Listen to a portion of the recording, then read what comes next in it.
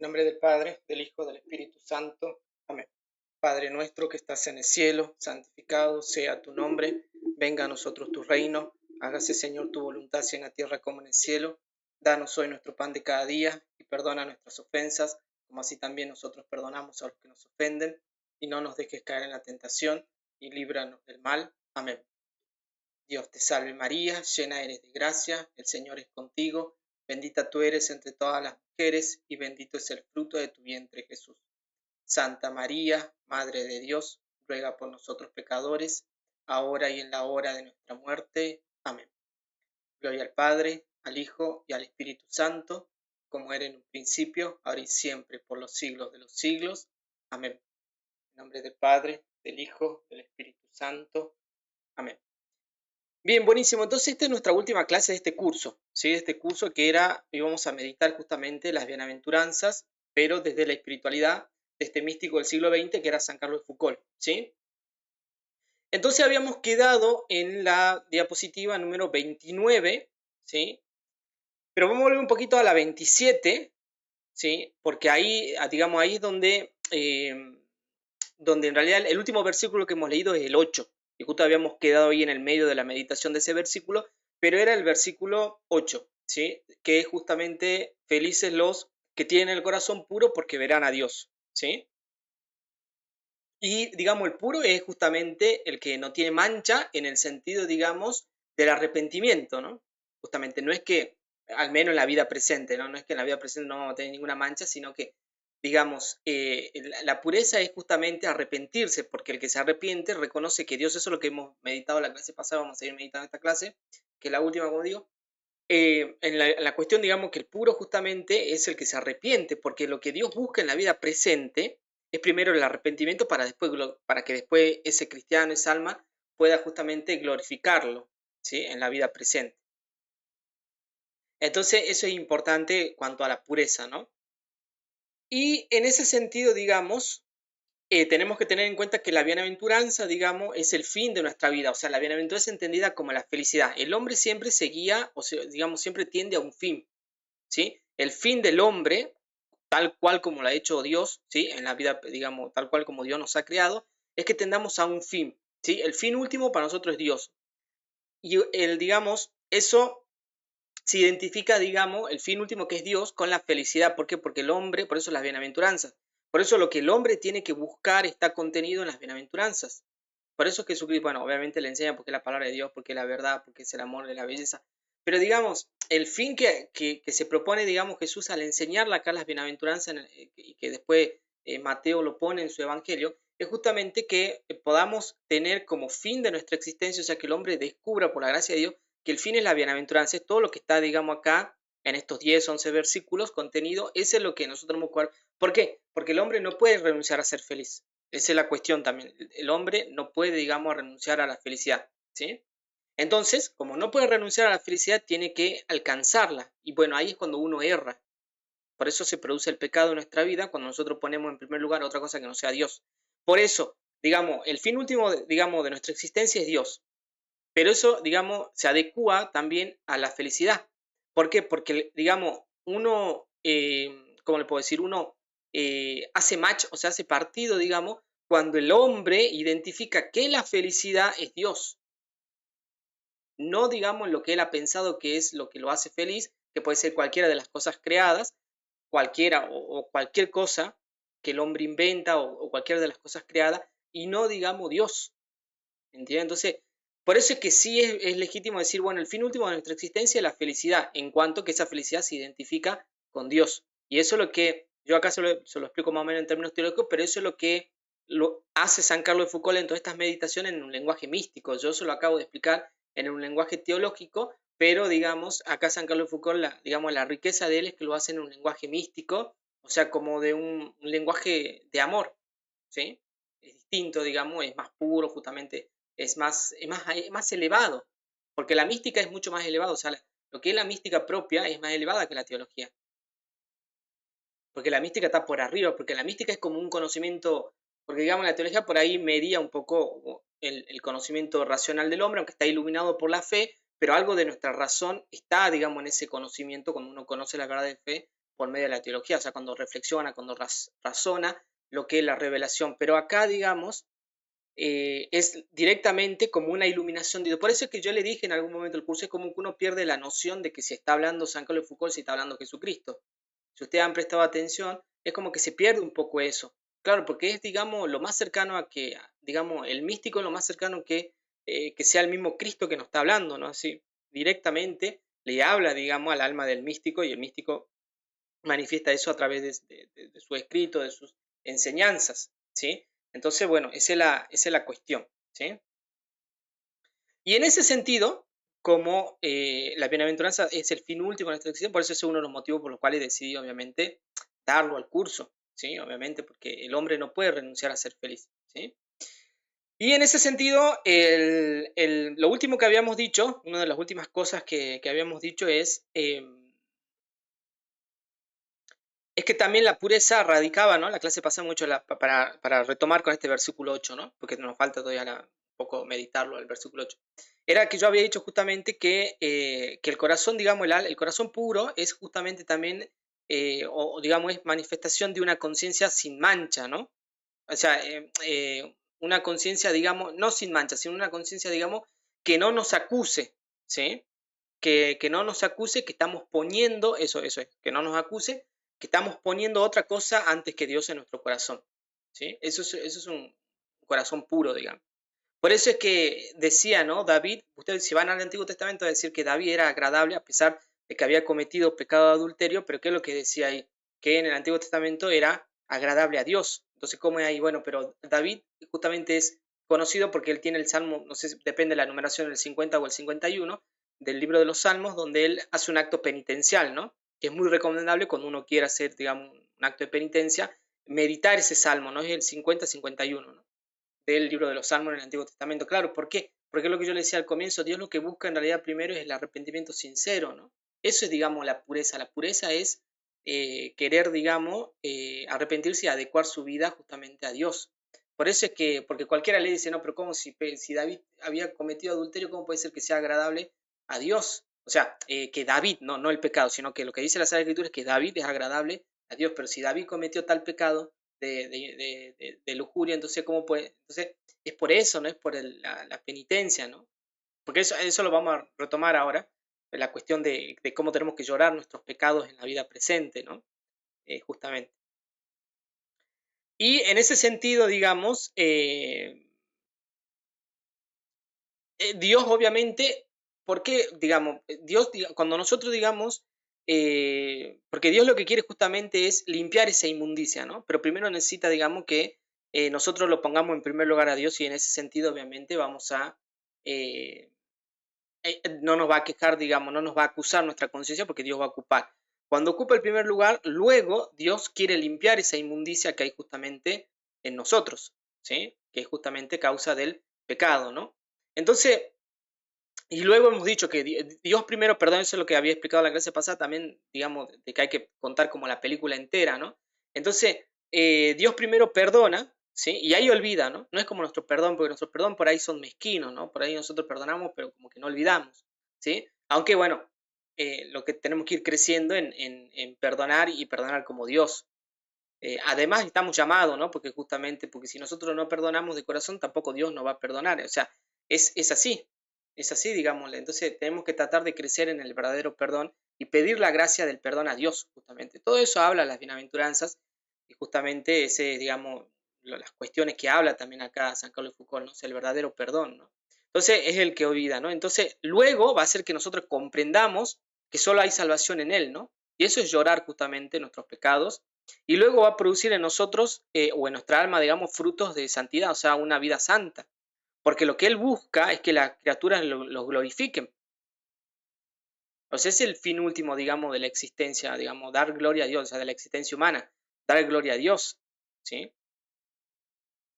Entonces, lo habíamos dicho, el que quiere, digamos, que Dios lo ame perseverando en el pecado no sabe nada, digamos, porque la cuestión es como le dice también a la adúltera, no vete y no peques más, ¿sí? Entonces eso también es un poco la cuestión de la pureza, o sea, la pureza reconoce que somos pecadores, ¿no? O sea, y que eso desagrada a Dios.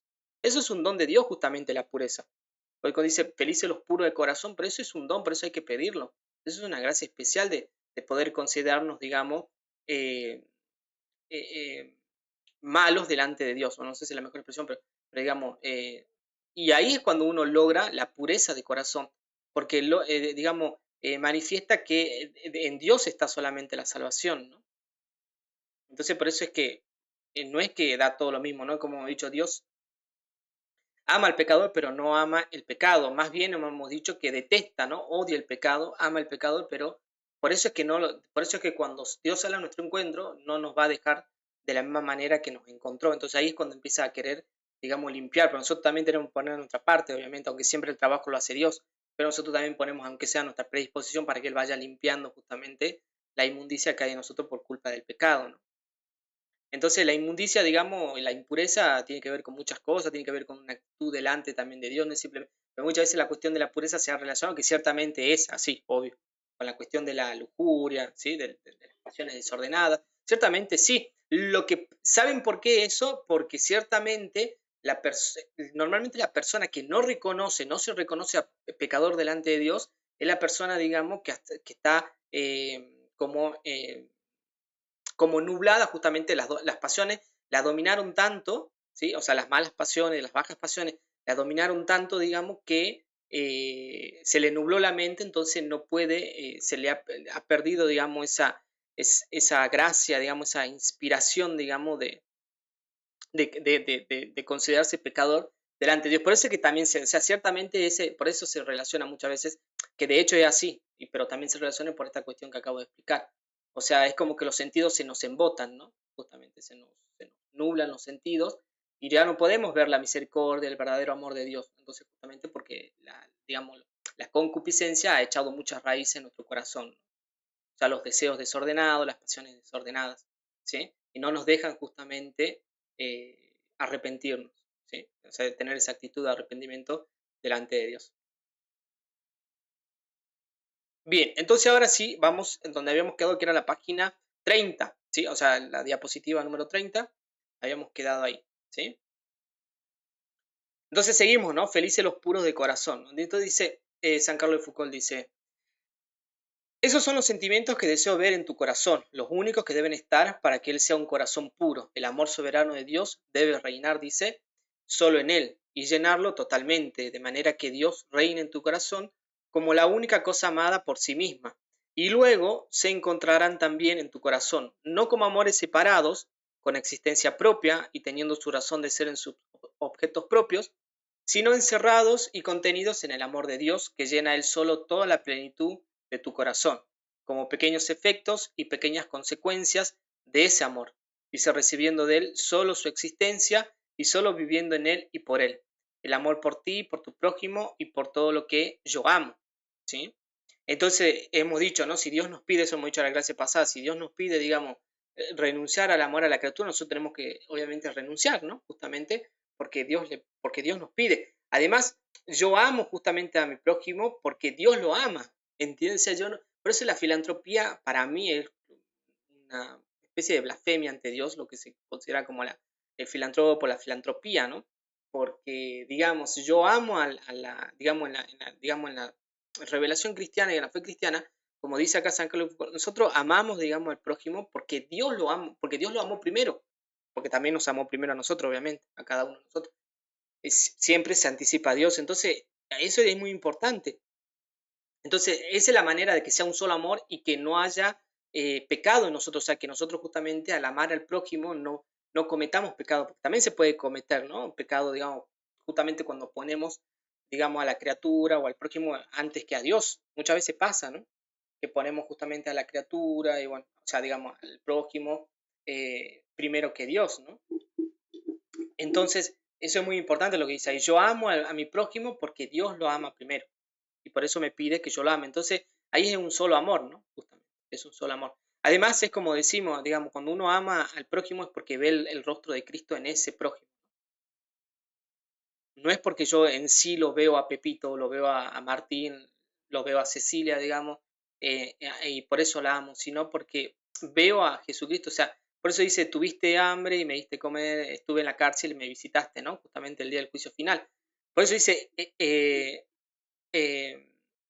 tuve hambre y me diste de comer, ¿no? Estuve preso, algunas traducciones estuve preso, dice Jesucristo, y me visitaste, o sea, es Jesucristo, ¿no? Y fíjense que eso es el juicio final, ¿no? Justamente, es el juicio final, o sea, el día del juicio Dios nos va a preguntar si hemos amado de esa manera, o sea, porque por eso es muy importante, o sea, me parece que más allá de la mística de San Carlos de Foucault, su pensamiento está muy, muy ordenado, ¿no? Muy ordenado. Bueno, esa también es una característica que, bueno, quería resaltar en este curso sobre San Carlos de Foucault, digamos, es un lenguaje claro en cuanto a entender bien la fe, ¿no? En cuanto que hay que entenderla bien a la fe cristiana. Entonces es un lenguaje justamente muy, muy limpio, muy puro, ¿sí? Muy ordenado, bueno, propio de una vida santa justamente, ¿no? Entonces está muy, muy ordenado su pensamiento, ¿no? Ciertamente, como lo hemos podido ir meditando en este curso, está muy, muy limpio, o sea, es muy, muy puro, muy limpio, digamos, es de gran iluminación, ¿sí? Pero bueno, ¿por qué? Porque ha sido iluminado primero por Dios, ¿no? Por eso es que él puede iluminar ahora, porque ha sido primeramente iluminado por Dios, en el caso de San Carlos de Foucault, ¿sí? Entonces, también acá lo importante es que como el amor procede, ¿no? El amor, como procede, digamos, de Dios, siempre va a tender justamente a la unidad. Por eso ahí también se entiende que es un solo amor, ¿sí? Entonces, el amor, entonces ahí ya no hay una competencia, ahí Dios ocupa todo, ahí ya no estoy fallando al primer mandamiento, porque, digamos, amar a Dios sobre todas las cosas, ¿por qué? Porque ahí es el modo de entender, porque si no, por ahí cualquiera se puede hacer una confusión mental, digamos, y decir, no, pero cómo es ahí primero, pero si Dios me pide amar a Dios sobre todo, bueno, igual ahora, la verdad que sinceramente nadie se pone a reflexionar sobre el primer mandamiento, ¿no? De amar a Dios sobre todas las cosas, pero bueno, seamos, pensemos bien y bueno, que las personas sí se preguntan por el primer mandamiento que es amar a Dios sobre todas las cosas. Pero digamos, en ese caso, ¿cómo es? Entonces, por eso es que es un solo amor. Entonces ahí ya no hay competición entre el amor de Dios y el amor a la criatura, que es ciertamente al prójimo, ¿no? Que ciertamente nosotros tenemos que tener, tenemos que manifestar en nuestra vida cristiana, ¿no? Entonces ahí ya se hace un solo amor. Entonces, como le digo, el amor como procede de Dios, porque el amor que nosotros manifestamos no nace de nosotros, ¿no? A lo sumo nosotros, lo que nace de nosotros es un amor mezquino. O sea, ¿cuál es el amor mezquino? Es, bueno, yo te amo porque vos me das algo a cambio. Y eso no es amor, porque el amor justamente es querer el bien del otro, independientemente si el otro me devuelve o no. ¿Entienden? O sea, es distinto. Por eso Jesucristo dice, bueno, hay que ayudar al que no te puede pagar, dice Jesucristo, ¿no? Al que no te puede devolver, o sea, no pagar en el sentido, digamos, de devolver el favor. Entonces, ¿a quién tenemos que ayudar? Y es más meritorio amar justamente al que no nos puede. Igual tenemos que amar a todos, pero es, digamos, amar al que no nos puede pagar. O sea, ustedes me entienden o sea, todo esto nos sirve para esta meditación que estamos haciendo. Entonces ese es el amor. Entonces siempre el amor, entonces nuestro amor es mezquino. Entonces el verdadero amor solamente, pero cuando uno dice amor es el que procede de Dios. Porque no el nuestro, ¿cómo puede ser? Cuando estamos en gracia de Dios, ahí sí nuestro amor puede ser como el de Dios. O sea, un amor no mezquino. Pero si estamos fuera de la gracia de Dios, ya sea porque nunca nos han bautizado, ya sea porque hemos caído en pecado grave, en pecado mortal, bueno, entonces ahí es un amor mezquino, ¿no? Porque justamente hemos olvidado a Dios. No, ahí en ese caso justamente hemos subvertido porque no hemos puesto a nosotros en primer lugar. Entonces Dios ya no ocupa, como dice San Carlos Foucault, no ocupa nuestro corazón. Dice, de manera que Dios reina en tu corazón como la única cosa amada por sí misma. Entonces yo ya en vez, es todavía peor ahí porque ya ni siquiera puse a la criatura, sino que me puse a mí mismo en primer lugar, en mi corazón.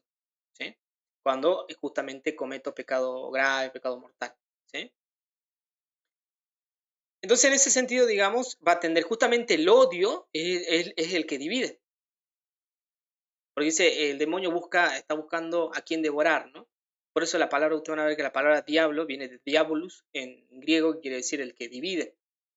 Por eso justamente, y como el odio procede, ciertamente, como decimos, el verdadero, porque hoy también se le dice a cualquier cosa odio, ¿no? Pero el verdadero odio, digamos, es el que procede justamente del demonio, y ese es el que divide, ¿no? Justamente. Por eso es todo lo contrario.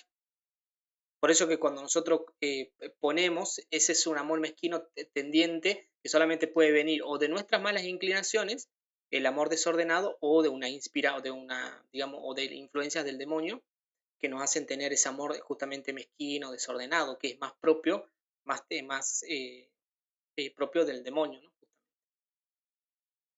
Va a producir una división en nosotros, ¿sí? Cuando nosotros ponemos a la criatura en primer lugar, Dios ciertamente quiere que la amemos, pero siempre teniendo como fin último nuestra existencia a Dios. Entonces ahí se va a producir, digamos, como dice San Carlos Foucault, la división, ¿sí? Y ahí ciertamente el amor a Dios y al prójimo, cristianamente entendido, o sea, bien entendido cristianamente, conforman un solo acto. Entonces, entendido así, van a conformar en nuestra vida cristiana un solo acto, ¿no? Justamente porque nosotros cuando amamos a Dios, buscamos justamente su gloria, ¿no? Cuando verdaderamente, cuando dice acá, por eso está en negrita, ¿no? Como la única cosa amada. Cuando nosotros lo amamos a Dios como la única cosa amada por sí misma, que debe ser amada por sí misma, entonces ahí, digamos, estamos buscando justamente su gloria. Y por lo tanto ya tenemos ciudadanía celestial. Si es, digamos, el caso de nosotros, por eso justamente como decía, ¿no? Digamos, con este curso también se puede hacer un examen de conciencia, ¿no? Para ver hacia dónde estamos dirigiendo nuestra vida, ¿no? Entonces, si ese es nuestro caso, y si no lo es, tenemos tiempo todavía de remediar justamente, ¿no? Porque esta vida es la que el tiempo para remediar, ¿no? La próxima ya se detiene el tiempo, pero en esta sí. Entonces, pero si es nuestro caso, digamos, entonces ahí estamos buscando justamente la gloria de Dios, ¿no?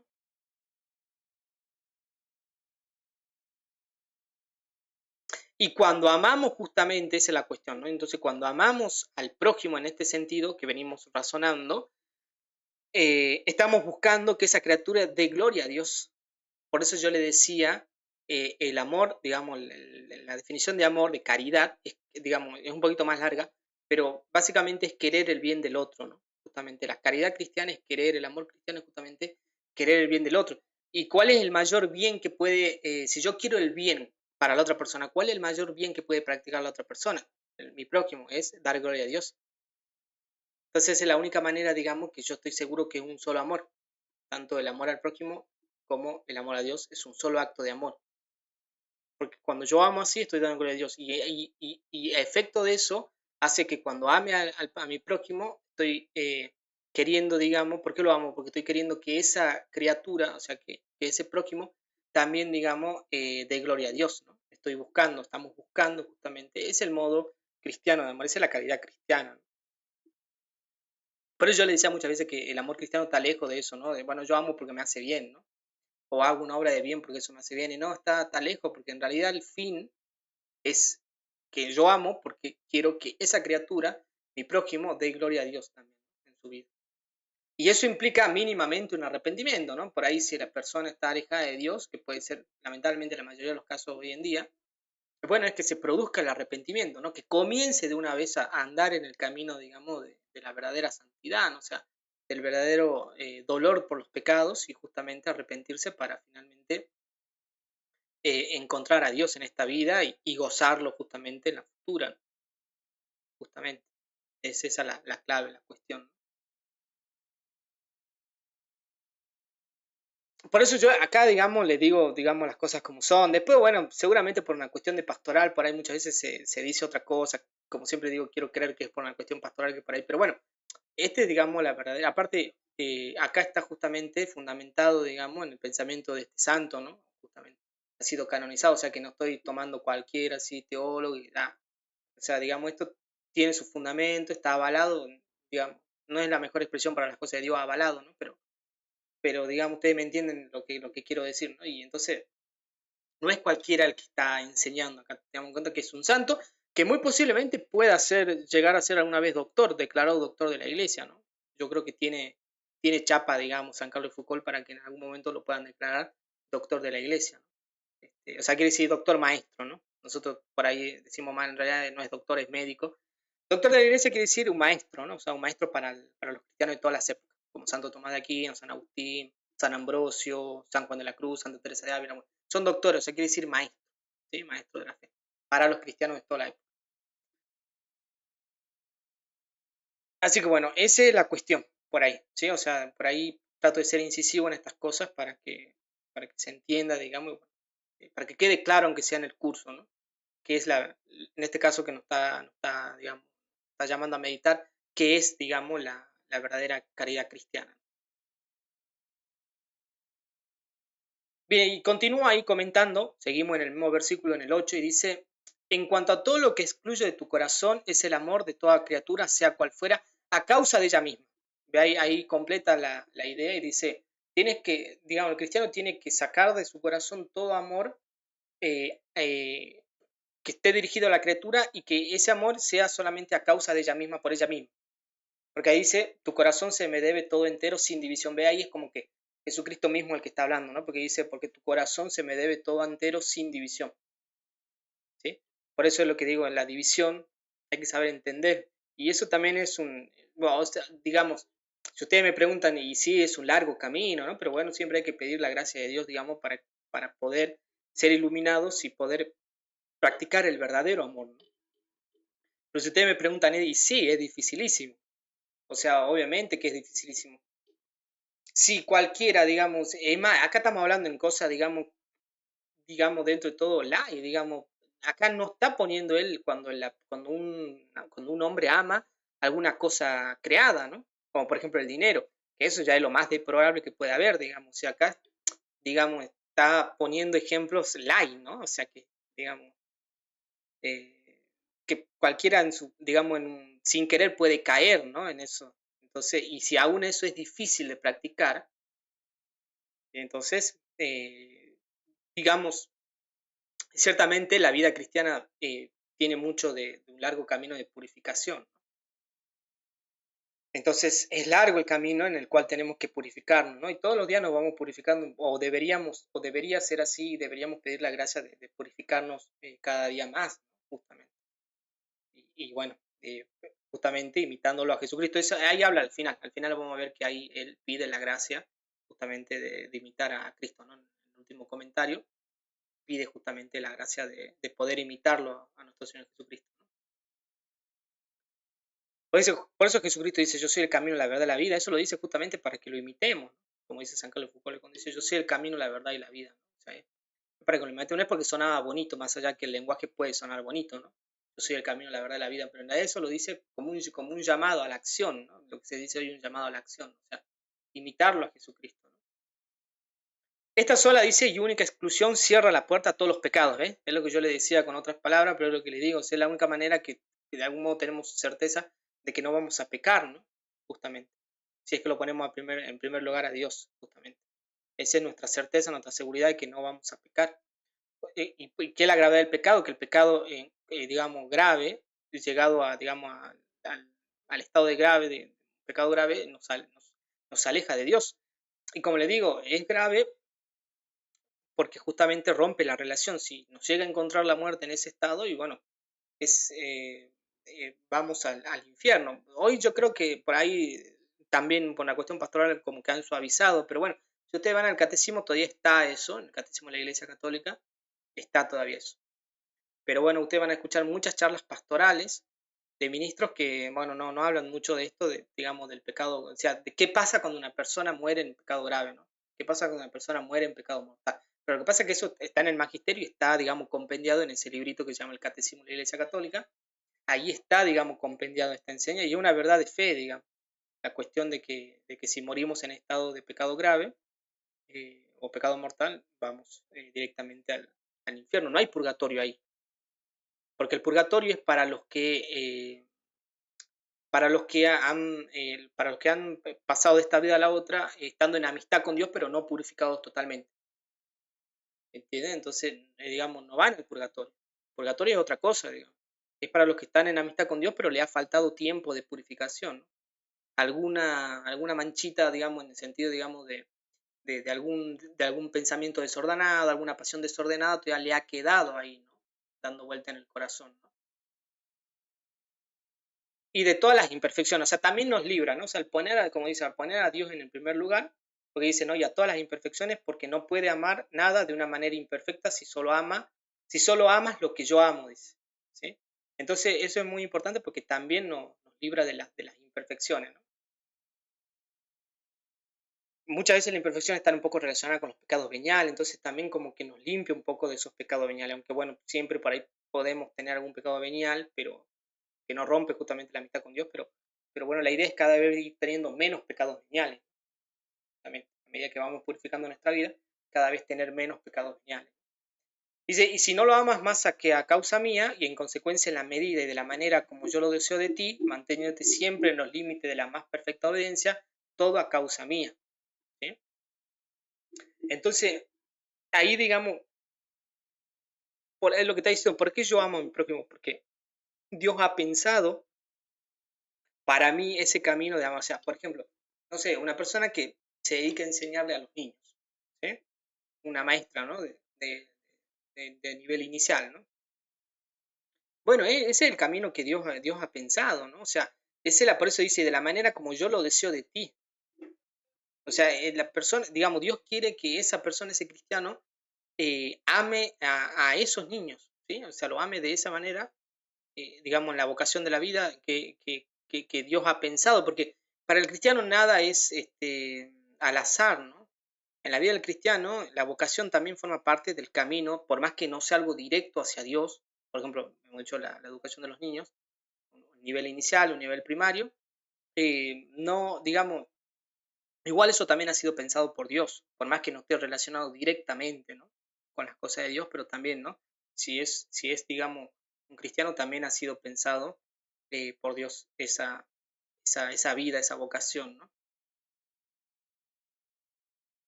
Entonces, por eso es la obediencia también, por eso es que no es cualquier vocación, tenemos que descubrir realmente cuál es la vocación, porque de esa manera también uno, digamos, practica la obediencia, ¿no? Justamente, nos estamos adecuando a lo que Dios ha pensado para nosotros. Y la manera que Dios ha pensado para cada uno de nosotros, que nosotros amemos, una manera muy particular. Dios ha pensado, o sea, siempre, digamos, tenemos que tener, como decimos en el cielo, al llegar al cielo tenemos que tener sí o sí la camiseta que dice amor, justamente, ¿no? Y, o sea, he practicado el amor, una forma metafórica de decir, ¿no? O sea, he practicado el amor. Pero después hay una manera particular que Dios ha pensado para cada uno de nosotros, de manera distinta, ¿no? Pero lo que sí tiene punto de contacto siempre va a ser el amor, o sea, la caridad cristiana, ¿no? Y dice, todo a causa mía, ¿no? Justamente. El corazón puro, dice, es el corazón que no ama más que una sola cosa por ella misma, Dios, y que no admite, dice, ningún otro amor salvo los que están contenidos y encerrados en este único amor, es decir, el amor a causa de Dios solo, de lo que Él ama. ¿Sí?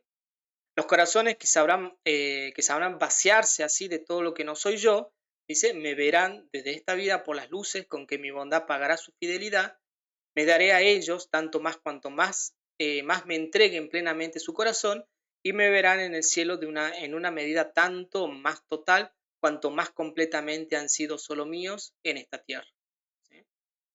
Entonces, en palabras sencillas, ahí lo que está enseñando San Carlos Foucault es la cuestión de la visión beatífica. ¿Sí? La cuestión de la visión beatífica. Entonces, lo que está diciendo ahí, ¿no? El cristiano que ha manifestado, ¿no? Poco amor, ¿no? Es un cristiano que ha manifestado poco amor en la vida presente y bueno, su gozo en el cielo será menor, ¿no? Justamente. Está claro ahí, digamos, digamos, por eso es que, digamos, una vez que hemos sido salvados gratuitamente, tenemos que hacer mérito. Aunque ese mérito siempre va a estar unido al mérito de Cristo en la cruz. Siempre. Pero recién ahí empieza, digamos, como a contarnos el mérito, una vez, digamos, que hemos sido salvados gratuitamente por la gracia de Dios. ¿Sí? Y que se nos aplican todos los méritos de Jesucristo en el bautismo, ¿no? Por eso que podemos heredar la vida eterna. Y eso es un don de Dios, o sea, digamos, el hombre no se puede predisponer de ninguna manera a recibir esa gracia inicial. Eso es un don enteramente gratuito de Dios. El hombre no puede tampoco hacerlo, porque eso es semi-pelagiano, ¿no? O sea, decir, bueno, yo me predispongo haciendo cosas buenas a recibir esa salvación. No. Siempre, digamos, es totalmente gratuita y recién una vez que hemos sido justificados, bueno, ahí, digamos, salvado, y se nos ha aplicado los méritos de Jesucristo en el bautismo, ahí, digamos, empezamos nuestra vida de santidad, por lo tanto, empezamos a hacer mérito. Por eso el mérito se cuenta, se mide digamos, en la amplitud que hemos tenido de nuestra caridad. Eso es muy importante, digamos, Dios en el día del juicio, digamos, porque acá está hablando un poquito de la cuestión de llegar al día del juicio, del cielo, ¿no? Porque dice, me verán en el cielo en una medida tanto más total cuanto más completa han sido solo míos en esta tierra. Entonces, Dios no nos va a preguntar, digamos, en el cielo si hemos tenido mucho dinero, cuántos títulos teníamos, si hemos sido, no sé, eh, lo que ustedes quieran, ¿no? O sea, digamos, todo lo que normalmente por ahí los hombres se desviven en esta vida presente, no nos va a preguntar, lo único que nos va a preguntar es si hemos amado o no hemos amado. Es lo único que nos va a preguntar. Ahora, ciertamente hay muchas maneras de amar, o sea, sí, ciertamente porque Dios tiene una vocación particular para cada uno. Después la vocación universal, que es la santidad, pero después tiene, digamos, una vocación particular para cada uno. Entonces, en ese sentido, digamos, nos va a preguntar, ¿no? Si hemos amado o no. Luego todo lo demás va a quedar, ¿no? Y también eso es importante porque por ahí nosotros por ahí hacemos cosas para agradar a la otra persona, pero Dios no nos va a preguntar nada de eso, ¿no? Además, esa persona ni va a estar, digamos, el día del juicio, porque el juicio justamente, como dice, es un juicio personal, ¿no? No va a haber nadie, solamente va a estar Dios y el alma, ¿no? Que esté compareciendo ante el tribunal. Que ese tribunal puede ser un tribunal de justicia o un tribunal de misericordia. Depende de nosotros cómo nos hayamos posesionado delante de la vida, o sea, delante de Dios, ¿no? Entonces eso también hay que tener muy, muy en cuenta. Por eso la persona que en la vida presente, ¿no?, es más santa, eso es importante, es porque Dios así lo ha querido, ¿no? Justamente, ¿no? Como el amor procede de Dios y el amor es lo único que va a tener mérito para la vida eterna, como ese amor procede de Dios, cuando una persona es más santa que otra es porque Dios ha querido que tal persona sea más santa. Ciertamente todos los que están en el cielo son santos. Y digamos, en términos general, universal, bueno, todo bautizado es santo, ¿no? Porque hemos sido revestidos de Cristo, ¿no? Justamente en el bautismo. Aunque esto no se predica muchas veces, pero ciertamente todo bautizado es santo, ¿no? Lo que pasa es que debemos manifestar esa santidad. Esa es la cuestión. Tenemos que manifestar. Ciertamente somos santos, sí. Entonces, ¿por qué no nos canonizan a todos los bautizados? ¿Por qué no dicen que todos los...? Porque hay que, digamos, manifestar esa santidad. Pero somos santos, sí. ¿Por qué? Porque hemos sido revestidos de Cristo. Y entonces, en ese sentido, tenemos que manifestar. Luego, obviamente, que uno sea más santo que el otro, bueno, eso es, digamos, porque Dios también así lo ha querido, ¿no? Y la persona que ha amado más, como me digo, va a gozar más de Dios en el cielo, la que igual es algo que nos excede, como siempre digo, pero bueno, es como un estadio, ¿no? O sea, digamos, la persona que, bueno, que ha amado más va a estar en la primera fila, ¿no? Y la persona que ha amado menos, bueno, va a estar allá lejos, ¿no? Va a gozar muy, muy, muy distante, muy, muy frío de Dios, aunque obviamente va a gozar de ese amor de Dios, ¿no? En el cielo, pero ya muy lejano. Entonces, bueno, y el mérito es, o tanto el arrepentimiento como el mérito es en esta vida, ¿no? Porque una vez después ya viene el juicio y ya viene, Dios nos va a pagar nos va a pagar según las obras que hayamos hecho, ¿no? El arrepentimiento también es una obra, ¿no?, que está causada por la gracia de Dios, por un don gratuito de Dios que causa en el alma un arrepentimiento sincero, ¿no? La persona que se arrepiente. O sea, el arrepentimiento también es un acto, digamos, ¿sí? También es una obra, cuando está impulsada verdaderamente por la gracia de Dios.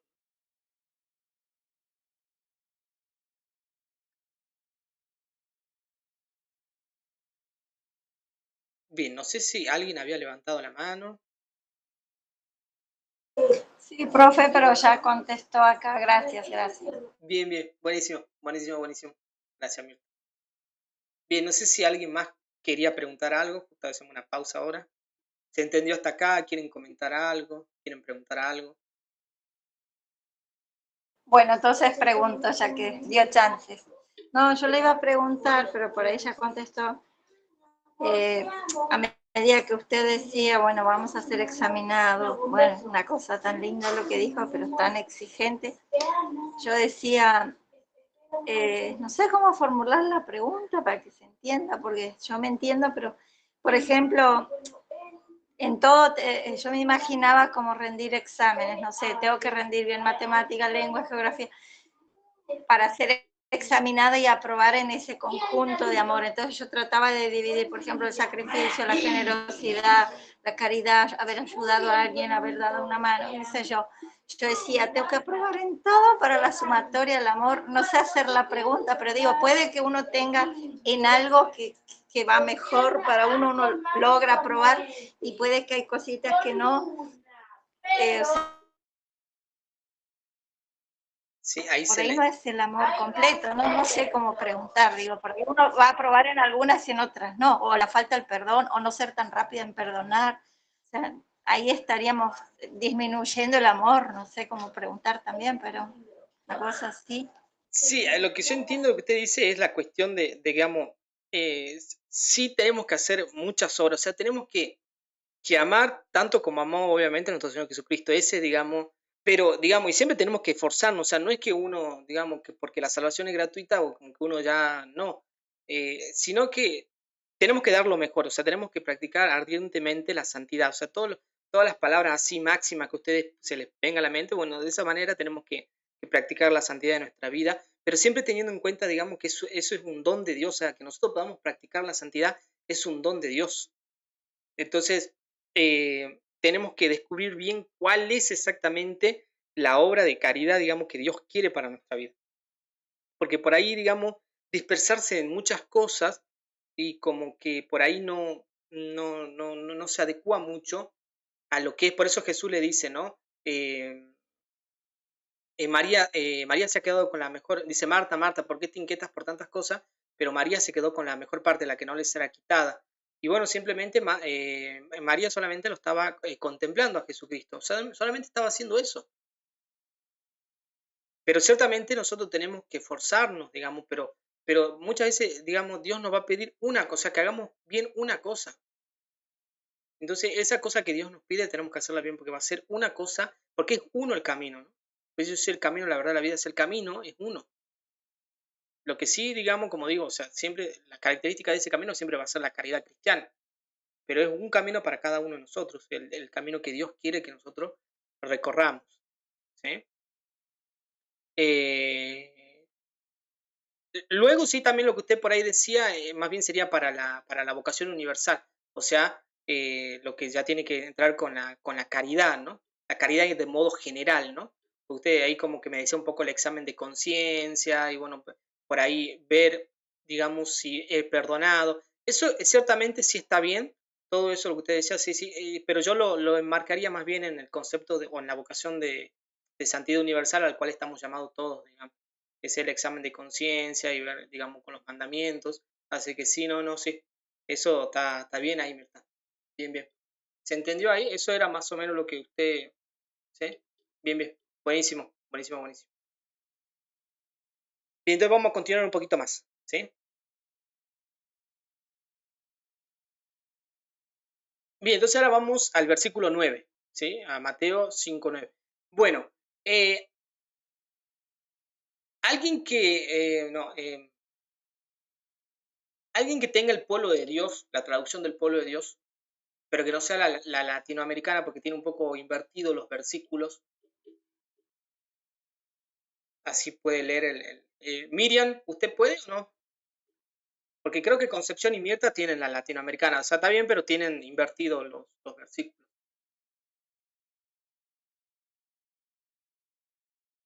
O Liliana, no sé, alguna Biblia que no sea la latinoamericana, o alguien que pueda leer.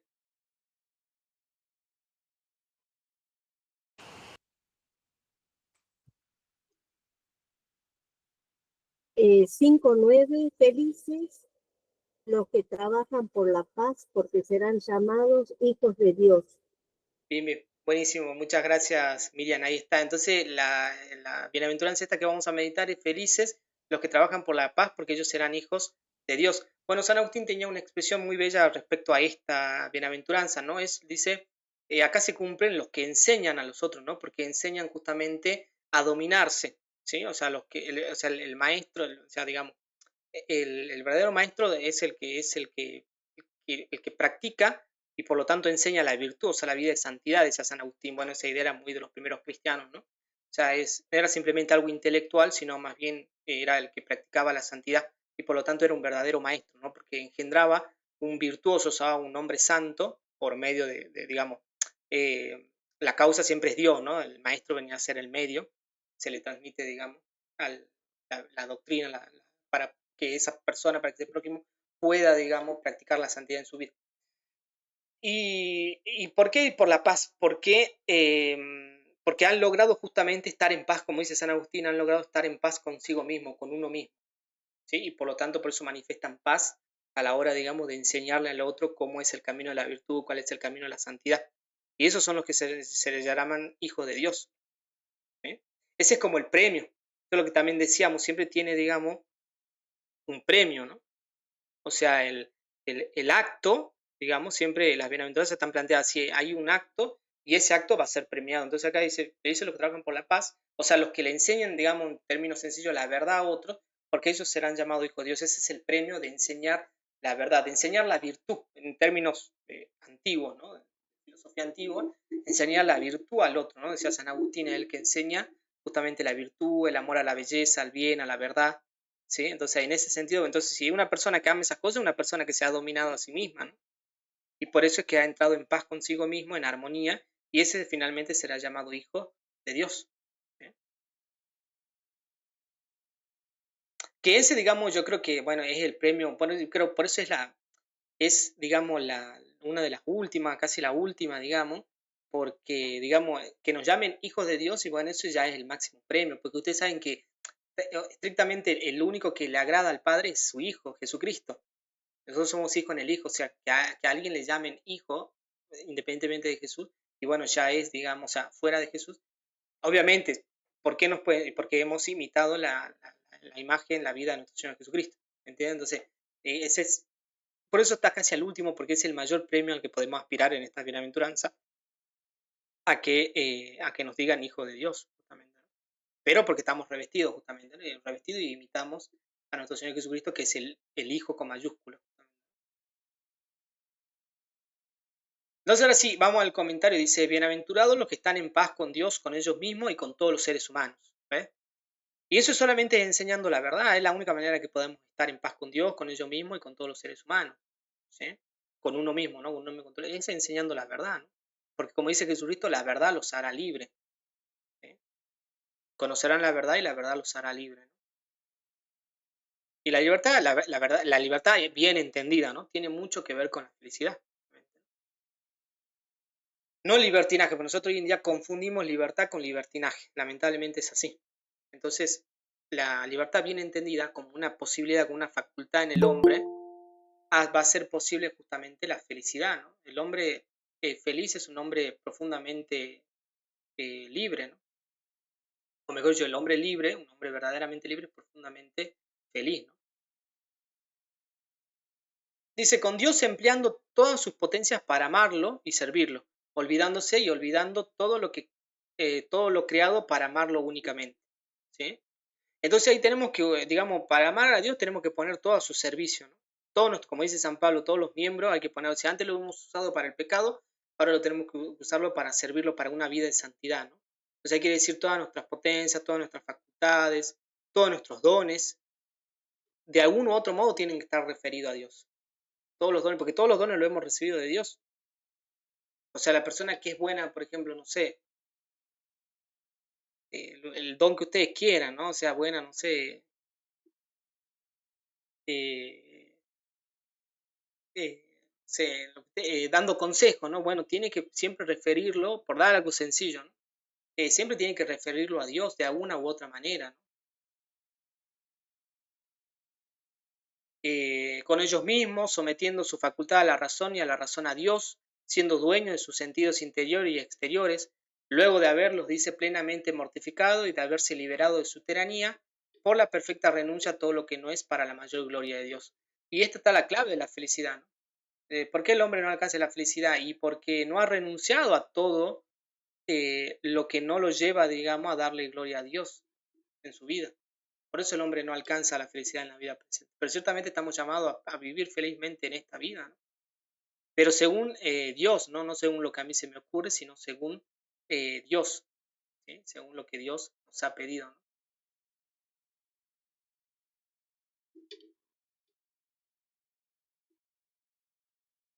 Y el bienaventurado, ¿sí? Acá nos está hablando justamente del bienaventurado tanto en la vida presente como en la futura, ¿no? El bienaventurado tanto en la vida, porque hemos dicho, sostenemos que se puede ser feliz, además siendo feliz como Dios quiere en esta vida, ya somos ciudadanos del cielo, ¿no? Tenemos ciudadanía celestial. Es el que vive solamente para Dios, de alguna u otra manera, ¿sí? De alguna u otra manera, nuestra vida tiene que estar totalmente referida a Él.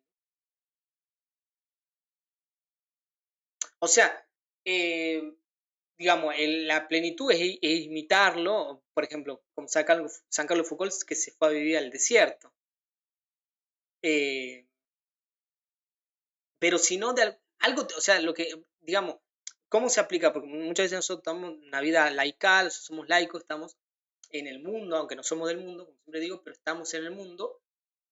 Bueno, entonces, ¿cómo hacemos nosotros? Y bueno, algo, ¿no? O sea, algo tiene que ver, algo, por lo menos algún detalle tiene que ver en nuestro ser, digamos, en nuestras obras, en nuestro mismo ser de Jesucristo. Algo, digamos. ¿Sí?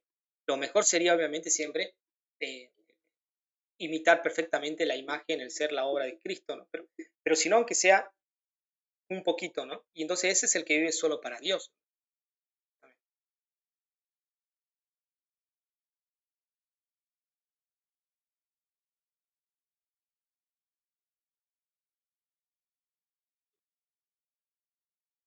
Y también, como habla un poquito acá, ¿no? La cuestión de mortificar, por eso siempre es la renuncia, ¿no? La renuncia y la mortificación, o sea, siempre, digamos, la vida cristiana va a tener eso, ¿no? Lo que es mortificar, ¿no? La mortificación y la renuncia. Por eso, pero Dios a algunos justamente le pide más renuncia y a otros menos, pero siempre hay renuncia. O sea, esa es la, digamos, si Dios no nos pide la renuncia y nosotros en la oración no captamos que entonces algo estamos haciendo mal, digamos, porque, digamos, esto tampoco se dice hoy en día, pero, digamos, la señal, digamos, que estamos yendo por el buen camino, o sea, el camino que conduce al cielo, por medio de Cristo, es el que nos va a pedir siempre en algún momento de nuestra vida alguna renuncia, alguna mortificación. Obviamente, a otros, por ejemplo, como a San Carlos Foucault, le ha pedido una mortificación mucho más grande, como muchos otros santos, pero algo de mortificación tenemos que practicar, ¿no? Algo de renuncia de los bienes sensibles de la vida presente tenemos que renunciar, ¿no? No todos, pero algo, ¿no? Algo tenemos que ir renunciando, ¿no? Entonces ahí la manera de mortificar, ¿no? Mortificar justamente nuestros sentidos y de dominar nuestras pasiones. Esa es la señal. O sea, si yo vivo solamente para Dios, es, digamos, un signo de que he podido al menos algo mortificar justamente en mis sentidos y de dominar nuestras pasiones.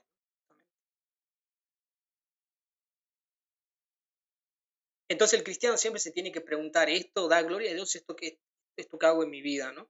¿Esto que practico en mi vida, da gloria a Dios o no? Y si no, obviamente me tengo que retirar de ese lugar, ¿no? De ese lugar, de ese grupo, de lo que sea, ¿no? Si yo, digamos, después de un largo tiempo de oración, digo, no, esto no es para mí, porque acá no le estamos dando gloria a Dios. Por ahí muchas veces hay grupos, ¿no? Se arman grupos y no sé, se habla de, digamos, grupos, digamos, cristianos, parroquiales, pero se habla de cualquier cosa menos de Dios. Pasa muchas veces, aunque ustedes digan, no, pero ¿cómo puede? Bueno, pero pasa. Hay muchos grupos de oración, muchos grupos parroquiales donde, digamos, supuestamente Dios debería ser el centro de la reunión, pero lo que menos se hace es hablar de Dios.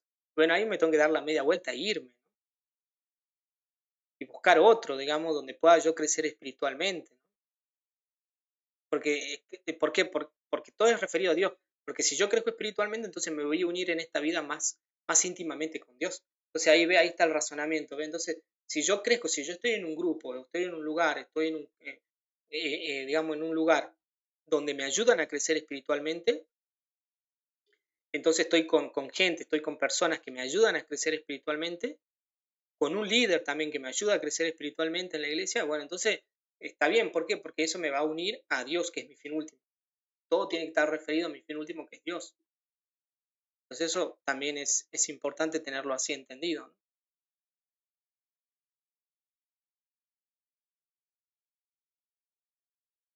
Y continúa y dice, con todos los seres humanos, teniendo hacia todos ellos los sentimientos que un padre muy tierno desea con sus hijos, tengan uno por los otros. ¿Sí? Bueno, ahí está digamos, también habla un poquito de lo tierno que es justamente también el amor de Dios. O sea, al ser tan bondadoso por toda la creación, también entra en la categoría de la ternura, ¿no? El amor de Dios también, ¿no? Entonces, ese es el amor también que Dios espera que nosotros tengamos por nuestros hermanos en la fe, ¿no? Porque el mismo amor muchas veces tierno que tiene un padre, como dice, para con sus hijos, ¿no? Entonces ese mismo amor es el que nos pide que tengamos por nuestro prójimo. Dice, uno se pone en paz con Dios dándole todo lo que se le debe y le debemos todo lo que somos y todo lo que tenemos. Y es así. Por eso no hay cosa más, mente más oscurecida que pensar que uno se levanta por él mismo. Y aunque ustedes no crean, hay personas que piensan eso. Hay personas que piensan que se levantan porque, digamos, ellos por su propia fuerza y no. O sea, nos levantamos porque justamente Dios nos sostiene en su existencia, ¿no? Nos da el ser, ¿no? Justamente. Nos mantiene en su misma existencia, ¿no? Por eso que podemos levantarnos y podemos justamente, y ahí es cuando damos gracias a Dios por un día más de vida, ¿no? Y todo lo que tenemos de manera directa o indirecta, porque de todas formas, por ejemplo, que yo sea, ¿no? Por ejemplo, un excelente cirujano, ¿no? Un brillante cirujano, o sea, médico, ¿no? Pero esa inteligencia, ¿quién me la ha dado? Dios. Por eso es que los santos dicen, le debemos todo lo que somos y todo lo que tenemos. Porque la inteligencia, ¿de dónde viene? Pues si hemos sido creado imagen y semejanza de Dios, entonces esa inteligencia me ha venido de Dios. Dice, uno se pone en paz consigo mismo haciendo por uno mismo lo que uno se debe a causa de Dios. Ahora bien, lo que tú te debes es ordenar todos los instantes de la vida, todos los movimientos de tu facultad de tal manera que todos tengan por efecto conducir el alma a la mayor felicidad posible, a la mayor santidad posible, al amor más perfecto de Dios. ¿Eh?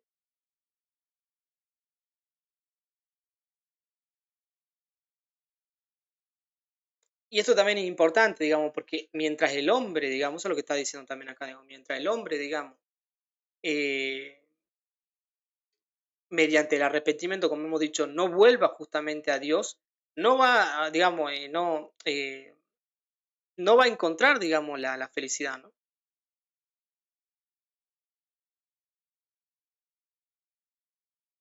No va a ser, digamos, feliz, ¿no? Y entonces, lo contrario, digamos, muchas veces la desesperación, ¿no? Por eso muchas veces que hay personas que se suicidan, bueno, es porque entran en esa desesperación,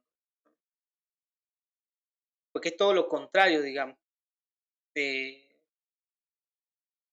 digamos, el camino contrario a Dios, cuando uno empieza a caminar contrario a Dios, porque si Dios está para allá y yo empiezo a caminar contrario a eso, empiezo a caminar en sentido contrario, y el fin de eso es la desesperación, que conduce justamente muchas veces a un suicidio o una depresión, que termina también muchas veces en muerte, ¿no? Justamente.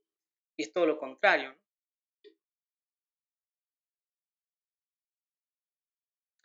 Por eso es que tenemos que derramar justamente, eso es lo que yo le decía al comienzo de la clase, ¿no? Tenemos que derramar lágrimas en esta vida y no en la futura, ¿no? O sea, las lágrimas que nos conduzcan al arrepentimiento, ¿no? Esas son las lágrimas que tenemos que hacer florecer en nuestra vida, las lágrimas justamente, porque esas me van a hacer, digamos, ver que en Dios está la salvación y volver a Él justamente. Y no, digamos, y esas lágrimas son pasajeras, o sea, pasajeras en el sentido que se acaban con esta existencia y luego en la vida futura el gozo, ¿no? El gozo perpetuo, el gozo eterno. Y no al revés, ¿no?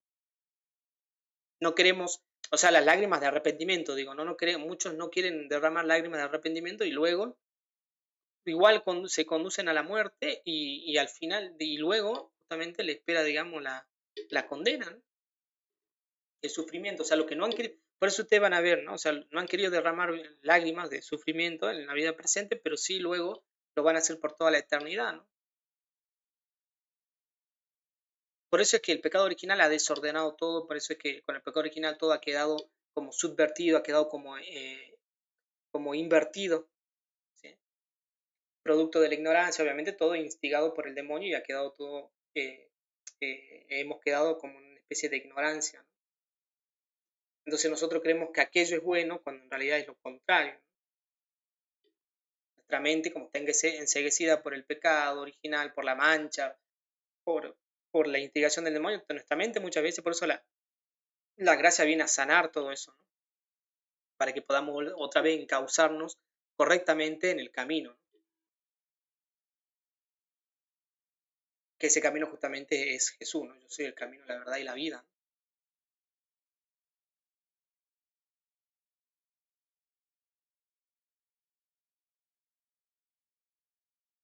Bien, entonces vamos al versículo 10. Ahí Miriam, si usted puede leer el versículo 10, Mateo 5, versículo 10. Felices los que son perseguidos por practicar la justicia, porque a ellos les pertenece el reino de los cielos. Está ahí. Palabra de Dios. Te alabamos, Señor. Muchas gracias, Miriam. Bien, bien. Entonces acá, digamos, lo que tenemos que hablar es la justicia, ¿no? La justicia, bueno, en sentido general es eso, ¿no? Darle a cada cual lo que le corresponde, ¿no? Esa es la justicia, digamos, darle a cada cual lo que le corresponde, darle a cada cual lo suyo, ¿no?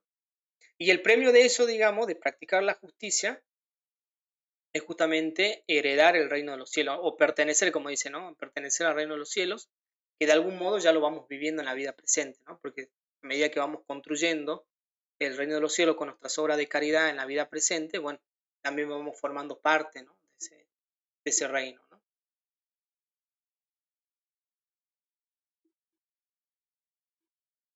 Entonces dice, felices quienes sufren por la justicia, es decir, por mi amor, persecución de los demonios, de los hombres o de su propia naturaleza.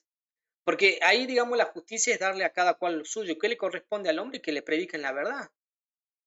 Por eso la justicia dice, darle a cada cual lo que le corresponde. ¿Y qué le corresponde al hombre? No le corresponde, bueno, mejor no voy a decir, no le corresponde, digamos, cualquier cosa de lo que a nosotros se nos ocurra, sino, digamos, la verdad, ¿sí? La verdad. Eso es lo que le tenemos que predicar, la verdad. Entonces, ahí va a venir la persecución justamente de, como dice San Carlos Foucault, de los demonios, de los hombres, de su propia naturaleza, ¿sí?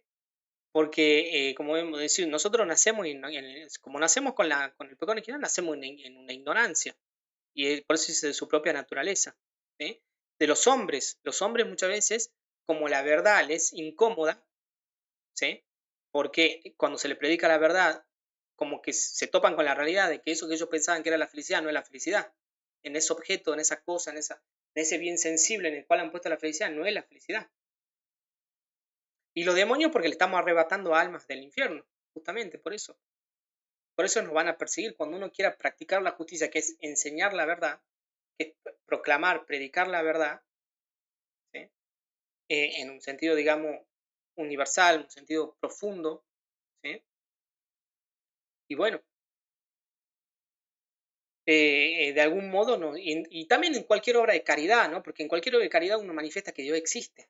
Por eso el demonio va a tratar de truncar todas esas obras. Por ejemplo, una obra de caridad, ¿no? Darle de comer a un niño, ¿no? Hambriento, pero también hay que predicarle la verdad. No es solamente darle de comer, sino predicarle de Dios, ¿sí? A cualquier persona que necesite un plato de comida. O sea, digamos, en ese sentido, la obra no termina solamente en darle el bien material, sino en predicar la verdad, o sea, predicarle sobre nuestro Señor Jesucristo. ¿Y para qué? Para que vea, digamos, que Dios existe, ¿no? Y eso es lo que no quiere el demonio. Igual siempre nos, digamos, ahí va a perseguirnos porque no quiere, digamos, que los hombres vean en la vida de los santos que Dios, como por ejemplo Santa Teresa de Calcuta, ¿no? No quiere, digamos, ver eh, no quiere, digamos, que los hombres capten por medio de la vida de los santos que Dios existe en sus obras de caridad, que Dios existe. Los hombres porque muchas veces se le acaba el negocio, ¿no? Cuando uno hace una obra de caridad muchas veces se le termina el negocio, entonces muchos hombres tampoco van a querer, ¿sí? Y de ahí viene la persecución, ¿no? Dice, felices todos los que sufren por mi amor. Dice, felices si por mi amor sufren vejaciones, las tentaciones más dolorosas y las más penosas de parte del diablo, ¿sí? Dice, felices si por mi amor sufren contradicciones, desprecios, injurias, calumnias, violencias, injusticias, el martirio de parte de los hombres. Claro, ese es el odio más grande, el derramamiento de la sangre, ¿no? Cuando se derrama la sangre de un mártir, de un cristiano, es la manifestación del odio más fuerte, ¿no? Justamente, que llega justamente a derramar la sangre de ese cristiano, ¿no?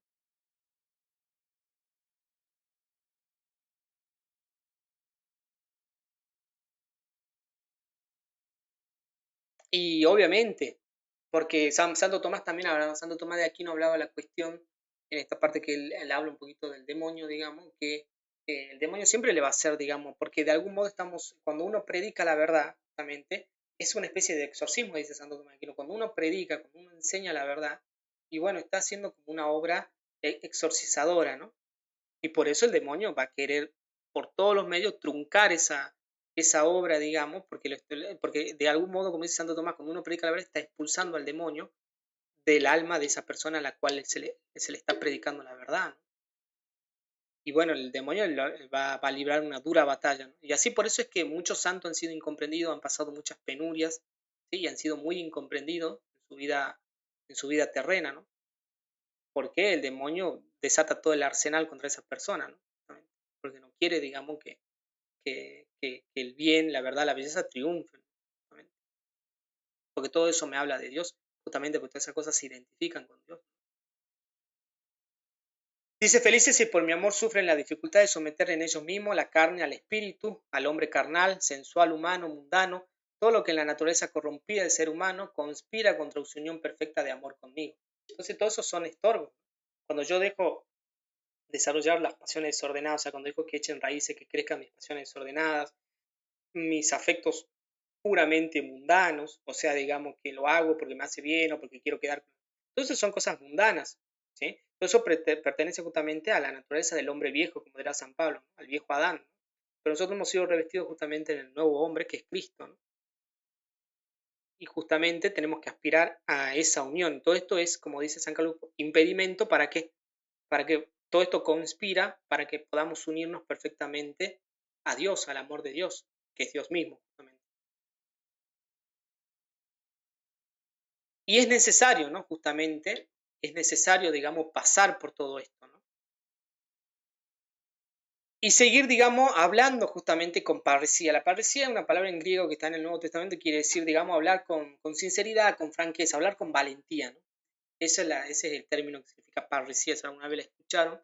Hablar con parresía es eso, es una palabra en griego que quiere decir, digamos, que está en el Nuevo Testamento, como digo, que quiere hablar con franqueza, hablar con valentía, ¿no? Pero es necesario pasar por todo esto para heredar la vida eterna, porque bueno, esto yo creo que nadie dice, ¿no? O sea, digamos, es como que todo es amor y paz, ¿no? Entonces, digamos, ¿no? El cristiano no tiene que librar ninguna batalla, sino que todo es como un camino de rosa, ¿no? Y van a ver que es todo lo contrario, digamos. La vida cristiana es todo lo contrario a eso, de una vida así, digamos, de rosa, digamos. Y muchas veces se quiere maquillar de esa manera la vida cristiana, ¿no? Y encima se predica mal, se agarra el evangelio para justificar eso, ¿no? Como un camino de rosa, ¿no?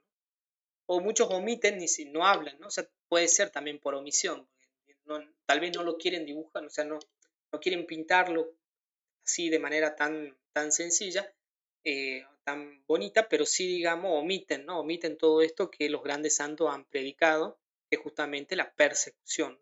Además, porque así han sido perseguidos muchísimos cristianos en los primeros siglos, ¿sí? Sobre todo en los primeros 3 siglos, por eso tantas persecuciones, tantos mártires que hay en esos primeros 3 siglos, y es todo lo contrario, ¿no? Y aún así tenemos que seguir hablando con parresía, con valentía, ¿no? Para justamente entrar a la vida eterna. No hay otra manera, ¿no? No hay otra manera. San Pablo por eso dice, ahora llevo en mí la cicatriz de nuestro Señor Jesucristo, ¿no? Porque también lo habían azotado muchas veces porque predicaba parte de los judíos, porque predicaba, ¿no? Justamente la palabra de Dios, ¿no? Eso está en la carta a la carta a los Gálatas, ¿sí? Al final de la carta a los Gálatas. Entonces, no hay, ¿no? O sea, es la única manera, porque así lo han practicado todos los santos, ¿no? Es la única manera de heredar la vida eterna, ¿no? La persecución, o sea, pasar por y seguir, porque muchas veces podemos pasar y nos hacemos para atrás, ¿no? O sea, podemos pasar y no, es pasar y seguir, ¿no? Pedir la gracia. Siempre no olviden de que hay que pedir la gracia, ¿no? Muchas veces ante la violencia que se desata muchas veces contra uno por predicar la verdad, bueno, hay que, digamos, seguir, ¿no? Seguir en el mismo camino, hablando con sinceridad, con verdad, ¿no? Sabiendo que toda la obra la comienza y la termina Dios, ¿no? Entonces, en ese sentido, digamos, de ahí que, digamos, la vida cristiana está lejos, digamos, de ser para pusilánime. O sea, si han seguido, por lo menos esta última bienaventuranza que hemos leído, digamos, está lejos, ¿no? Está muy lejos, digamos, de más. La vida cristiana es para personas realmente valientes, ¿no? Pero digamos que sean cristianos de verdad, ¿no? No que yo digo que soy cristiano y luego hago cualquier cosa en mi vida, ¿no? O sea, estamos dando el caso de una persona que realmente quiera practicar su vida cristiana, que realmente quiera ser santo, ¿no? Si ese es el caso, bueno, es realmente para valientes, ¿no? Y muchas veces ustedes le preguntan, es más, le preguntan a muchos cristianos, le van a decir que es digamos, que es para pusilánime, es para hombres débiles, ¿no? Justamente la fe cristiana, pero es todo lo contrario, todo lo contrario. Por eso las personas esas no saben nada, digamos. Personas que dicen, no, el cristiano es una persona débil, pusilánime, no sabe nada realmente de lo que es realmente la fe cristiana. O no sabe o nunca se le ha predicado realmente, ¿no? Lo que conlleva ser cristiano en el mundo presente que está dominado justamente por el demonio. Pues tampoco se dice que el mundo, ¿por qué una dura batalla la que tiene que librar el cristiano en la vida presente? Pero ahí está, digamos, justamente el premio, ¿no? Pertenecer al reino de los cielos. ¿Pero por qué está, digamos? Porque está, digamos, dominado, digamos, el mundo presente por el demonio. O sea, el mundo está a sus pies. Entonces muchas veces se ha creído que nosotros vivimos como en un mundo así, ¿no? De amor y paz, y es todo lo contrario. Es un odio latente justamente a Cristo que siempre va a haber en el mundo presente. Como dice Cristo, si me han odiado a mí, también lo van a odiar ustedes. ¿Por qué? Porque yo lo he sacado del mundo. Ustedes no pertenecen, el mundo no los ama, porque si ustedes pertenecerían al mundo, el mundo lo amaría como cosa suya. Este dice el Evangelio de San Juan. Y luego Jesús ora, ¿no? Ora por eso, digamos. O sea, como dice, bueno, es dura la batalla que tienen que librar los apóstoles, ¿no? Porque después de advertirles eso, ora por ellos.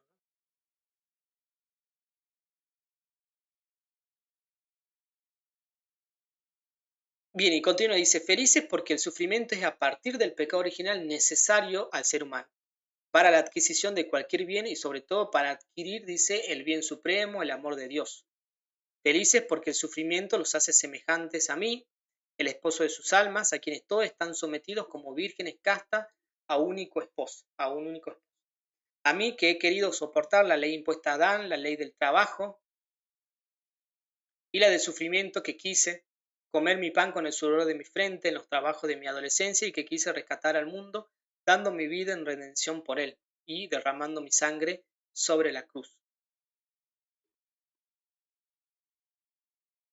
Entonces, como le digo, es necesario a partir de la caída, y eso tampoco, ¿no? Porque hoy creo que tampoco mucho se habla del pecado original, ¿no? También ahí, ¿no? O sea, a partir de eso, digamos, es que se razona como se razona porque se tiene en cuenta el pecado original, o sea, la caída del hombre, que si bien el bautismo borra la mancha, pero no borra los efectos que ha quedado de esa caída, ¿no?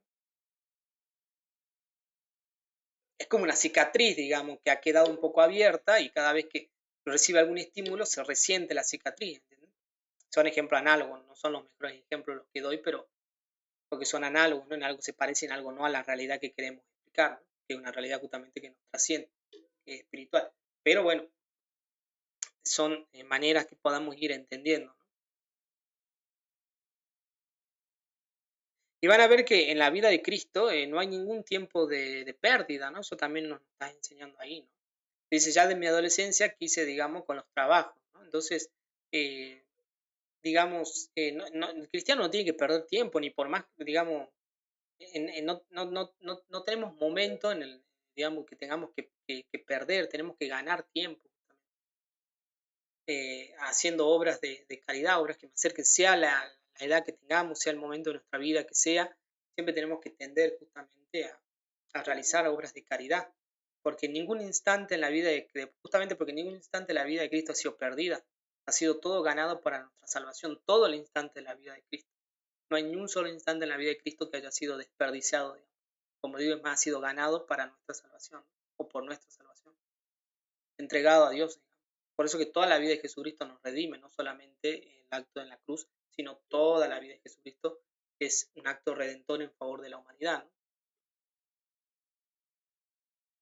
Así que eso también, digamos, hay que ajustar ahí un poquito, digamos. Porque muchos como que dicen, no, bueno, todavía es joven, o no, nada, hay que siempre librarle el buen combate, ¿no? Yo entiendo que muchas veces estas cosas no se predican y hay gente que sin saberlo, bueno, pierde el tiempo, ¿no? Porque nunca se le ha predicado. Pero si se te ha predicado, no. Hay que librar siempre el buen combate, ¿no? Si ya se nos han predicado esto de que en ningún instante debemos perderlo, y bueno, entonces tenemos que practicar, que librar el buen combate siempre, ¿no? Sea cual sea el momento que estemos pasando en nuestra vida, ¿no? Y la edad y lo que ustedes quieran poner ahí. Dice, felices porque el sufrimiento recibido por mi amor es una declaración de amor que me hacen, declaración tanto más ardiente cuanto más intenso es el sufrimiento. Felices porque el sufrimiento recibido por mi amor es un sacrificio que se ofrece, sacrificio tanto más grande y más completo cuanto la hostia, ellos mismos, ellos mismos están enteramente consumidas por el fuego del dolor, sacrificio tanto más grande cuanto las hostias, los diversos sufrimientos son mayores y más numerosos, ¿sí? Entonces, digamos, pasar, entendido el dolor, digamos, el sufrimiento de manera cristiana, pasar por él, quiere decir que, digamos, estamos manifestando justamente que, digamos, o estamos manifestando de manera perfecta de que nuestro amor, digamos, por Dios es verdadero. Si nosotros no pasamos justamente por la purificación del dolor, como dice acá, por la purificación del dolor en la vida presente, ya que el dolor viene a ser purificador de la naturaleza caída que tenemos, el dolor va a venir a purificar, es como una pedagogía de Dios. ¿Sí? El dolor, el sacrificio, el sufrimiento, es una especie, es una parte de la pedagogía de Dios que nos conduce, pero Dios siempre va a querer conducirnos al cielo. Y en ese sentido no es verdadero. Si nosotros no hemos experimentado o no manifestamos eso en nuestra vida, o no hemos experimentado la prueba dura de la vida presente, a través de un sufrimiento grande, a través de un dolor grande, entonces no es, digamos, manifestación, digamos, de que nuestro amor por Dios es verdadero, ¿no? Porque como digo, siempre hay que imitar toda la vida de Cristo, ¿no? Eso incluye justamente su pasión, porque nos hemos revestido de Cristo, ¿no? Enteramente, no de una parte, porque eso es lo que se dice, ¿no? Es que Jesús ganó, pues sí, ganó para nosotros la salvación, pero nosotros nos revestimos, estamos llamados a ser otros Cristo en la vida presente. Entonces, es toda la vida de Cristo que se nos aplica en el momento del bautismo. Por eso es que tenemos que imitar toda la vida de Cristo para poder heredar la vida eterna. La única manera que tenemos es poder de heredar, digamos, es imitar toda la vida de Cristo, ¿no?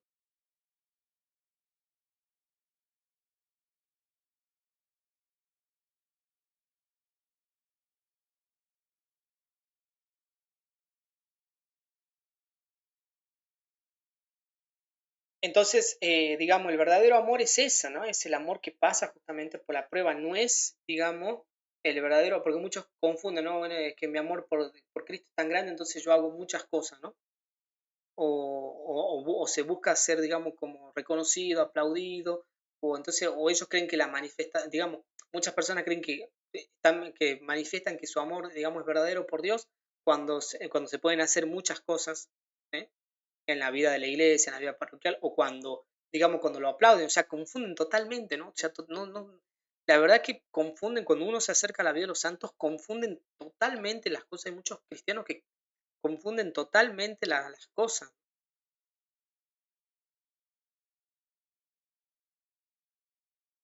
O sea, digamos, por ejemplo, no es que yo doy catequesis porque los niños necesitan, no, es primero Dios, es porque quiero dar gloria a Dios. ¿Entiendes? O sea, esa es ¿por qué? Porque le voy a predicar la verdad a esos niños y esos niños van a poder heredar la vida eterna. ¿Entiendes? O sea, nada que ver, digamos, no es porque los niños lo necesitan. En un sentido, digamos, objetivo, es por la gloria de Dios. Y si yo le predico, esos niños van a poder conocer a Dios, van a poder heredar la vida eterna. Es distinto el fin último. Cuando uno se pone bien el fin último, es totalmente distinto, ¿no? Entonces, bueno, lamentablemente confundimos muchas cosas. Por dar un ejemplo, no es que quise, digamos, pongan el ejemplo que ustedes quieran, ahí, yo pongo ejemplo para que se entienda, digamos, nada más.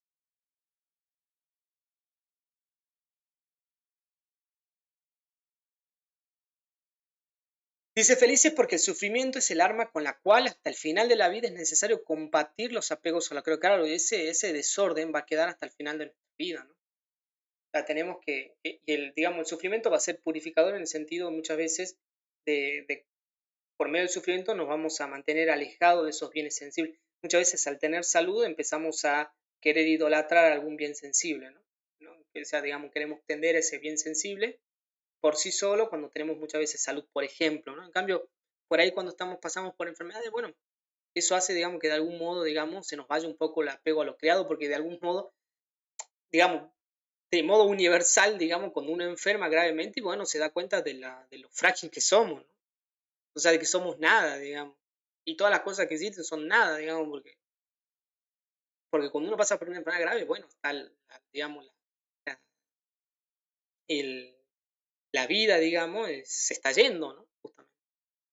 Entonces, cuando uno pasa por algo grave, siempre confiando en la misericordia que vamos a superar eso, pero durante el momento, digamos, esas son las lágrimas de un verdadero arrepentimiento, que muchas veces Dios, a través de esas pruebas, busca ese arrepentimiento, ¿no?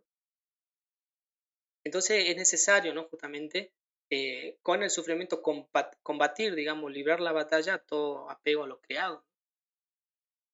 Por eso es que es muy, muy difícil la vida cristiana, por eso también es que no hay que perder ningún momento en la vida para poder ir creciendo, porque no es que un día me voy a levantar y ya está, sino que lleva su tiempo, ¿no? Lleva su manera de comprender, de meditar, ¿sí? De entender muchas cosas que no es de un día para el otro.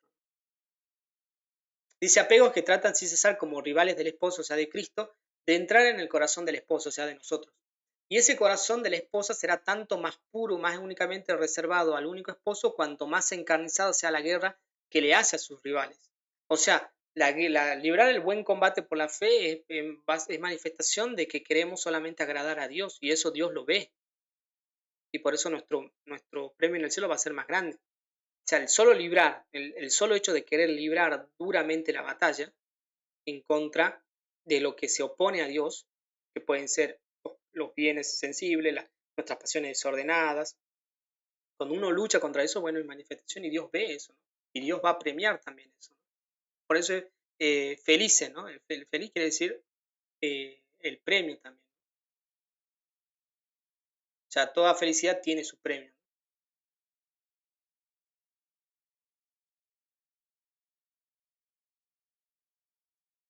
Golpeándolo, dice, de una manera más continua y con una severidad sin piedad, con esa arma del sufrimiento.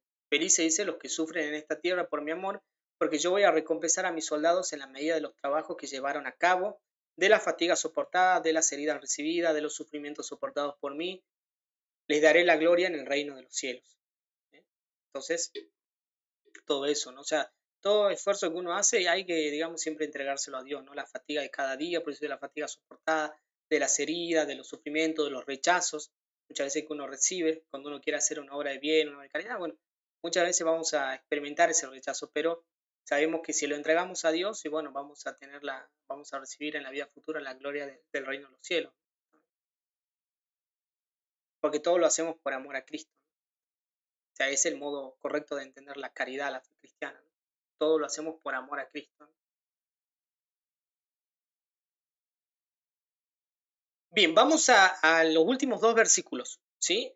Ya estamos llegando al final, vamos a leer los últimos dos versículos que son el 11 y el 12 y ahí terminan las bienaventuranzas, ¿sí? Por favor, alguien que lea, digamos, el versículo 11 y 12. Si usted, Miriam, puede, porque usted estaba leyendo bien ahí. Sí, acá voy. Felices ustedes cuando sean insultados y perseguidos, y cuando se los calumnie en toda forma a causa de mí. Alégrense y regocíjense entonces, porque ustedes tendrán una gran recompensa en el cielo. De la misma manera persiguieron a los profetas que los precedieron. Palabra de Dios. Te alabamos, Señor. Bien, bien. Muchas gracias, Miriam. Bien, entonces dice, felices los que son perseguidos por practicar la justicia, ¿no? No, perdón, era el 11, ¿no? Felices ustedes cuando sean insultados y perseguidos y cuando se los calumnia de toda forma, como dice a causa mía. Alégrense y recogíse entonces porque ustedes tendrán una gran recompensa en el cielo. Dice que así se lo ha perseguido a los profetas, ¿no? Tal cual como ha leído la compañera. Entonces dice, es lo que acabo de decirte. Dice, alégrate cuando te persigan, te maldigan, te calumnien, te desprecien, te injurien por mi causa. Porque permitiendo eso yo te hago capaz, dice, de glorificarme, haciéndote desembolsar esa moneda del sufrimiento por medio del cual podrás comparar el poder de glorificarme. ¿Sí? O sea, es la gracia, ¿no? Es lo que está diciendo, lo está diciendo en ejemplo análogo, como siempre los ejemplos análogos no son lo más. Pero ahí lo que está hablando, la moneda es la gracia, ¿no? Vamos a poder, digamos, si yo me alegro, entonces Dios me va a aumentar la gracia. Si mi felicidad está en ser despreciado por la causa de Cristo, es lo que está diciendo ahí, la gracia va a aumentar y esa es la moneda. O sea, la moneda va a venir a significar que mi gracia va a aumentar, ¿no? Justamente. Y con eso voy a poder, digamos, glorificar de manera perfecta en la vida presente a Dios. Entonces ese es el poder de poder glorificarlo a Dios en la vida presente, ¿no? El aumento de la gracia que acá está simbolizado con la figura de la moneda, ¿no? Porque dice, permitiéndote eso, te hago semejante a mí, lo que es tan suave, tan dulce para el corazón que ama, ¿sí? Entonces lo que Dios quiere es que nos asemejemos al Hijo, ¿no? Y el Hijo también ha pasado por el rechazo, por la persecución, ¿sí? Por digamos, muchas veces por el rechazo, por el desprecio, castigo físico, ha pasado. Y como les digo, Dios quiere ver en el día del juicio la imagen de Cristo en nosotros. Pero si se lo entregamos a Dios a todo ese sufrimiento, va a ser una carga ligera, ¿no? Un yugo suave, como dice, una carga ligera. Y se va a producir como digamos, como un deleite de alguna manera en el corazón. Eso es lo que lo ha impulsado tanto místico y santo a pesar de las dificultades, el rechazo, todo lo que hemos venido meditando en estos últimos versículos, a querer amar más a Dios, porque hay un deleite, digamos, sufrir por amor a Dios causa un deleite en el corazón. Porque en última instancia eso nos remite a la vida eterna, o sea, de que vamos a gozar de Dios en el cielo. Eso es lo que capta dentro de la psicología del místico, ¿no? Que es muy profunda, es muy personal, pero bueno, lo decimos así en palabras un poquito por fuera, pero es eso, o sea, no es sadomasoquista, sino que es eso, es por algún modo, por una iluminación capta que eso lo está acercando cada vez más, esa incomprensión, ese rechazo, esas calumnias, esa persecución, cada vez lo está acercando más a su fin último, que es Dios. Entonces eso es lo que va a producir el deleite. No en sí, no es que se deleita porque sea rechazado, sino porque se deleita porque eso lo acerca a Dios. Es distinto ahí. Y esa es la psicología justamente del místico. Dice, permitiendo eso, te doy el medio de hacerme una declaración de amor, de hacerme un sacrificio, de vaciarte cada vez más de todo apego a lo creado y así de amarme cada vez más. Que eso es lo que tenemos que aspirar nosotros en la vida presente, cada vez amar más a Dios. No amar cada vez más las cosas y embobarnos más con las cosas de este mundo, sino que lo que tenemos que aspirar es cada vez justamente amarlo más a Dios. Todo lo contrario a lo que piensan muchas veces las personas, ¿no? Y hay muchas maneras de manifestar eso, digamos. Cuando una persona piensa que va a vivir eternamente en la vida presente de algún otro modo, se está embobando con las cosas pasajeras, con las cosas efímeras. Por eso hay muchas maneras de manifestar de que Dios no es el último fin, que no estoy poniendo a Dios como el fin último de mi existencia. Hay que tener cuidado con eso.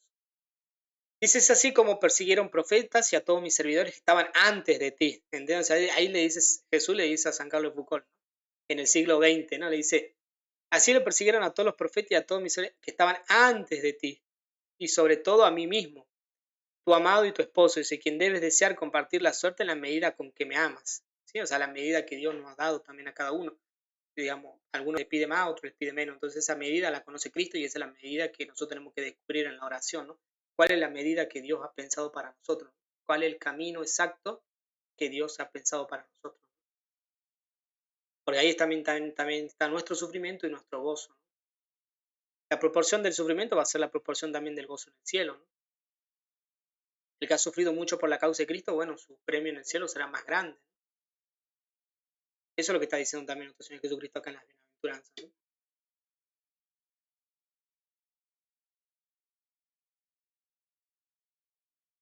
Y por eso no hay que espantarse cuando sufrimos persecución, porque así ha sido siempre. Siempre ha sido así. Entonces lo que está diciendo ahí es una palabra de aliento, de valentía que Cristo nos hace en las bienaventuranzas, le hace acá también a San Carlos de Foucault. Digamos, no hay que desanimarse, digamos, porque siempre ha sido así, digamos. Desde los primeros siglos ha sido así y todos los santos lo han padecido así. ¿Sí? Entonces, cuando veamos la persecución, no hay que salir corriendo, más bien hay que plantarse y librar el buen combate, pedir la gracia a Dios para librar el buen combate y salir vencedores justamente del combate. Dice, una esposa amante quisiera de placeres mientras su esposo está sufriendo. Ve ahí es como que él se remite al momento de Cristo en su pasión en la cruz, que es parte de la vida de Cristo. Entonces, si Cristo sufrió, nosotros también tenemos que pasar por ese sufrimiento. Entonces dice, una esposa amante quisiera de placeres mientras su esposo está sufriendo. Dice, ¿quisieras tú estar coronado de rosas cuando yo estoy coronado de espinas? ¿Ve? Entonces, Cristo también quiere que nosotros nos asemejemos en esa pasión a Él. También quiere que compartamos. A Dios quiere, porque el premio es justamente el cielo. por eso es que Dios quiere que compartamos todos los momentos de la vida, porque el premio es mucho más de lo que nosotros podemos imaginar. Justamente el cielo mismo es ver la esencia de Dios misma en el cielo, ¿no? Por eso que todo lo que podamos pasar en la vida presente no es nada, digamos. Más bien el enemigo quiere hacer creer que el sufrimiento que pasamos en la vida presente, es gigante, ¿no? Y no. Mira la corona, dice, con la que mi madre me coronó el día de mi matrimonio. Esa corona de espinas, mi corona nupcial, es también la de mis esposas en este mundo, o sea, nosotros los cristianos. Dice, imítame, vive como viví yo, he sufrido, sufre conmigo. ¿Sí? Entonces, es en el último instancia, para ser felices en esta vida, tenemos que imitar toda la vida de nuestro Señor Jesucristo, ¿no? Porque Él mismo lo pide, ¿no? Imítame, vive como viví yo, ¿no? He sufrido, sufre conmigo. Porque nuestro premio será grande en el cielo. Por eso ahora está a la derecha del Padre, ¿no? Justamente, totalmente con su cuerpo glorificado, nuestro Señor Jesucristo, a la derecha del Padre, ¿no? Y de allí va a venir a juzgar a vivos y a muertos, ¿no? En el día del juicio final. Por eso les digo, es grande el premio en el cielo. Bien, ahí lo vamos a ir, ahí vamos a ir concluyendo, ¿sí? Ahí vamos a ir concluyendo.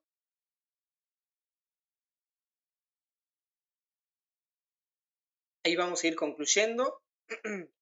No sé si quieren preguntar algo, quieren consultar algo, ¿se entendió? Pueden preguntar de las clases anteriores, de esta, porque esta es nuestra última clase de este curso. Así que ahí hemos concluido con las meditaciones. ¿Quieren comentar algo? ¿Algunas palabras finales? Lo que ustedes quieran, digamos, referido al curso. Palabra de agradecimiento, lo que ustedes quieran, lo que a ustedes les nazca, digamos, que quieran compartir. Algo cortito nomás, no hay problema. Y, bueno, yo voy a empezar. Agradezco profundamente todo lo que nos ha enseñado en este curso. Si bien es cierto, usted en la mayoría de los cursos que ya vengo participando, siempre nos recalca esto de la gloria de Dios y todo lo que tenemos que hacer con nuestros hermanos. Yo creo que este curso ha sido como lo que me faltaba, digamos, para poder entender por ahí por qué hacemos tal o cual cosa y no sabemos cómo justificar, ¿no? Uno por ahí dice, ay, no, yo lo hice, yo, y me doy cuenta que nada era yo. Todo fue Dios quien permitió que uno pudiera hacer y llegar, ¿no? Hasta donde uno pudo llegar y por ahí yo venía pensando, digo, ay, ¿cómo me gustaría ser ministro de la Eucaristía eh, para poder ayudar y llevar esa Eucaristía a mis hermanos enfermos?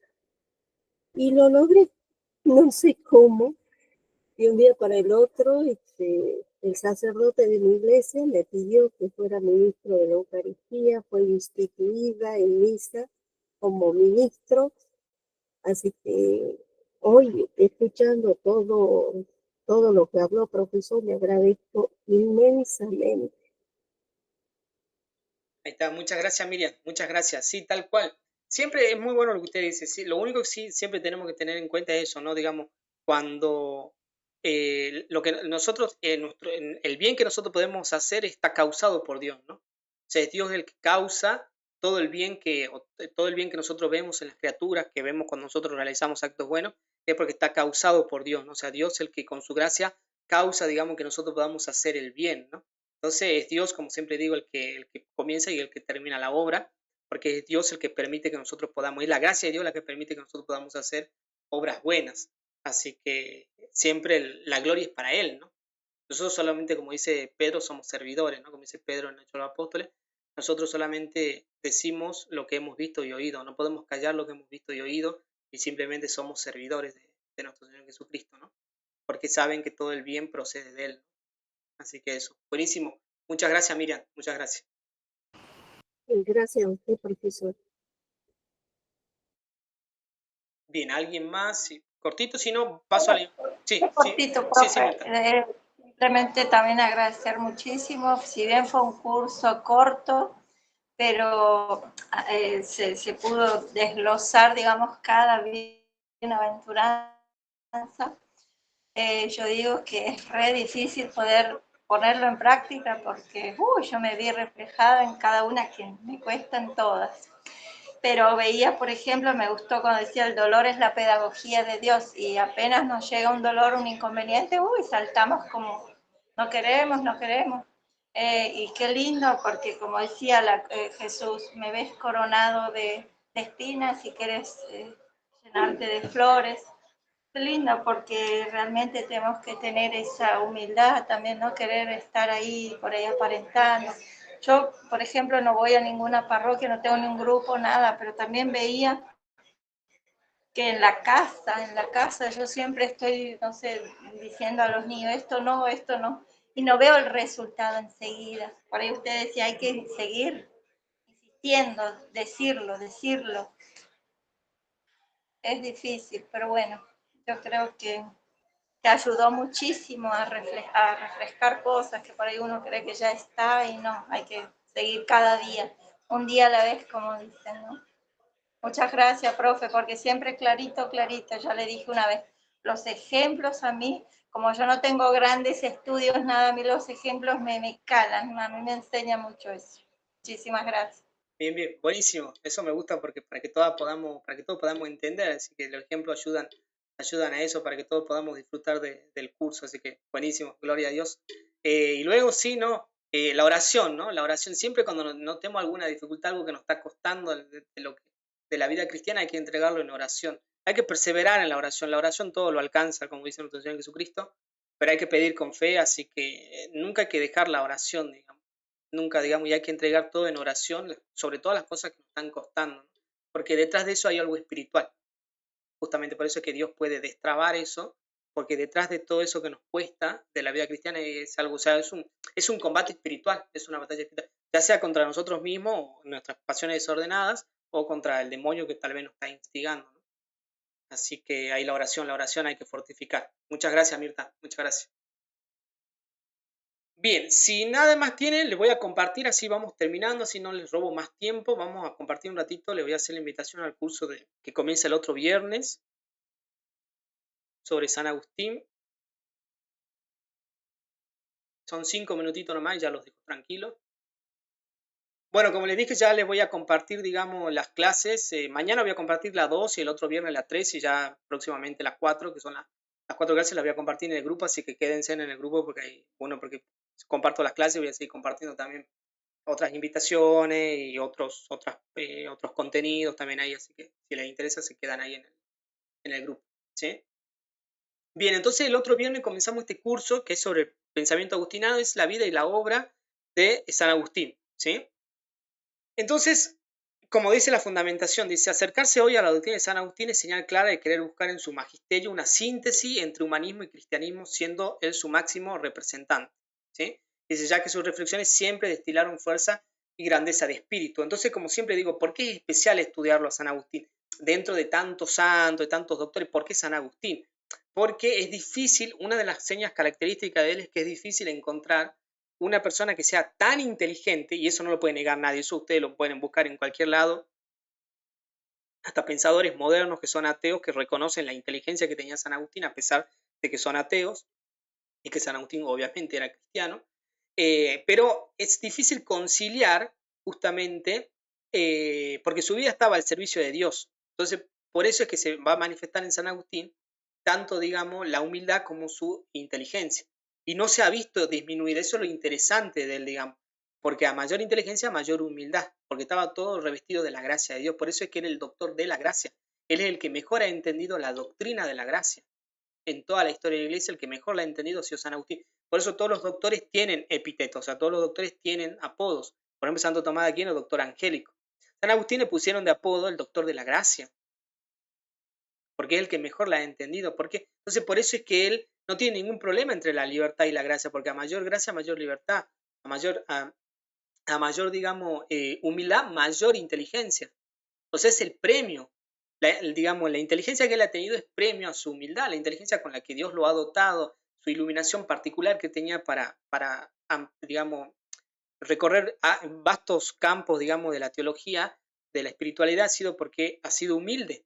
Y por eso Dios, por eso es, digamos, un arquetipo para todas las épocas, es una figura que hace ruido en todas las épocas, incluida la nuestra más que nunca, digamos, porque es fácil encontrar una persona humilde cuando por ahí no tiene mucha inteligencia.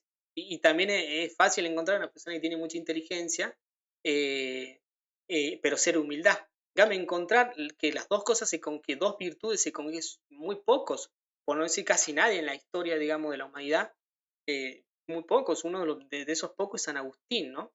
Y más que nada él defiende la idea, ¿no? De que ser verdadera, digamos, él ha tratado, digamos, en su magisterio de hacer una síntesis entre lo que era la filosofía y las verdades de fe, o sea, razonar las verdades de fe, digamos, ¿sí?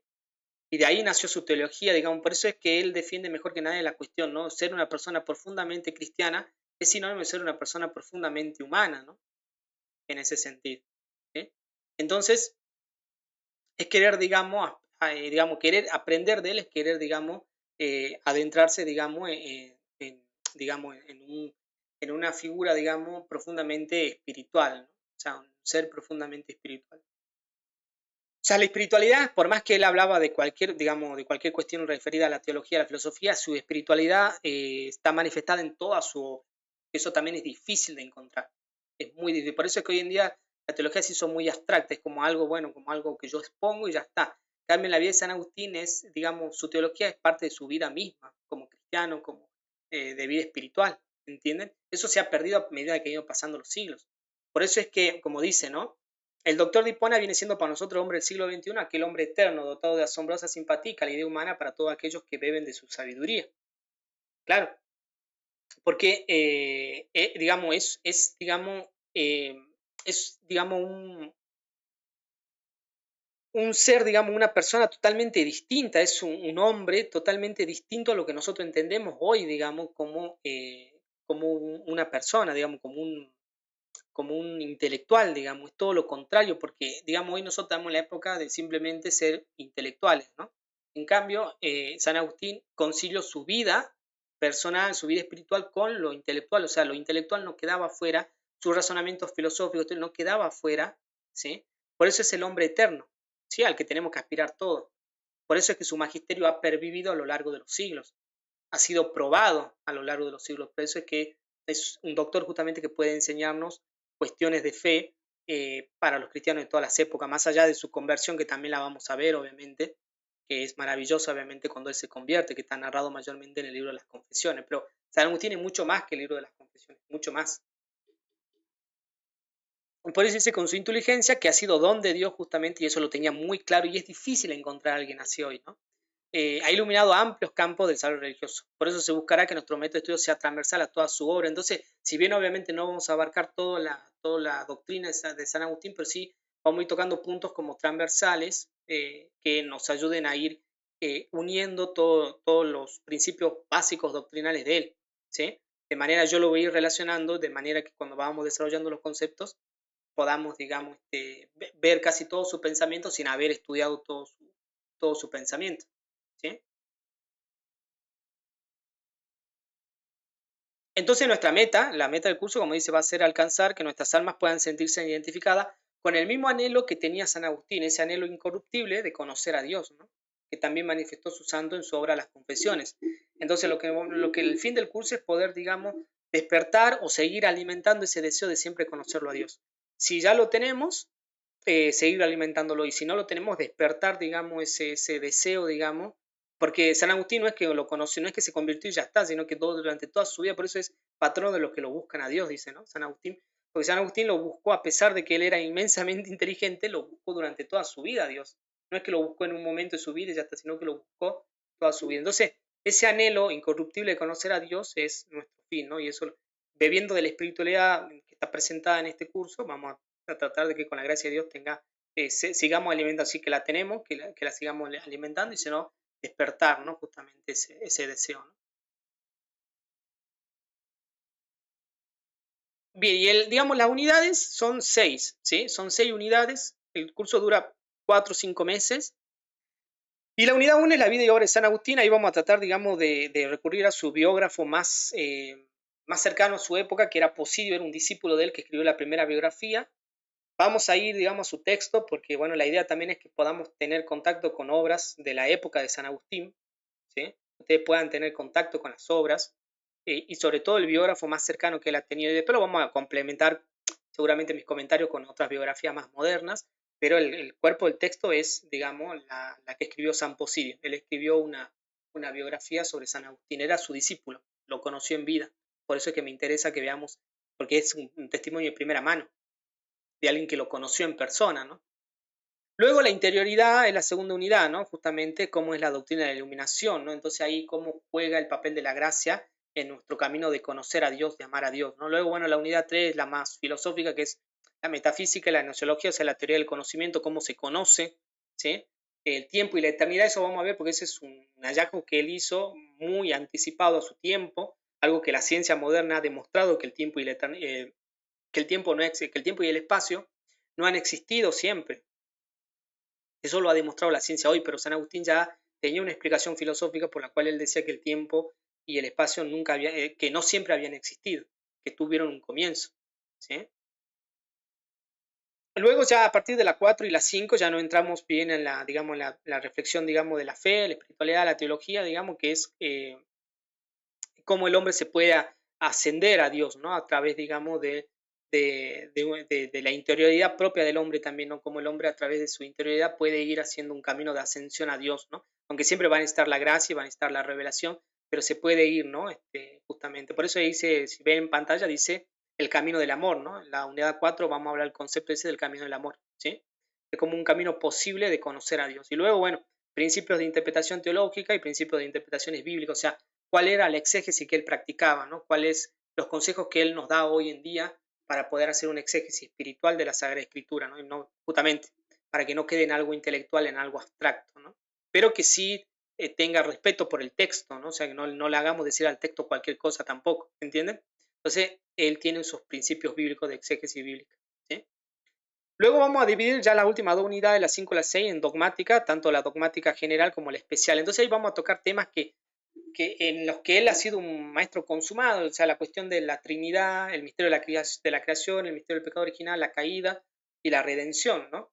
Y el Espíritu Santo y la vida cristiana. Él tiene una teología de los dones que es muy acorde a nuestra época, una teología sobre los dones del Espíritu Santo, y por eso ahí dice el Espíritu Santo y vida cristiana, ¿no? Cómo manifestamos esos dones.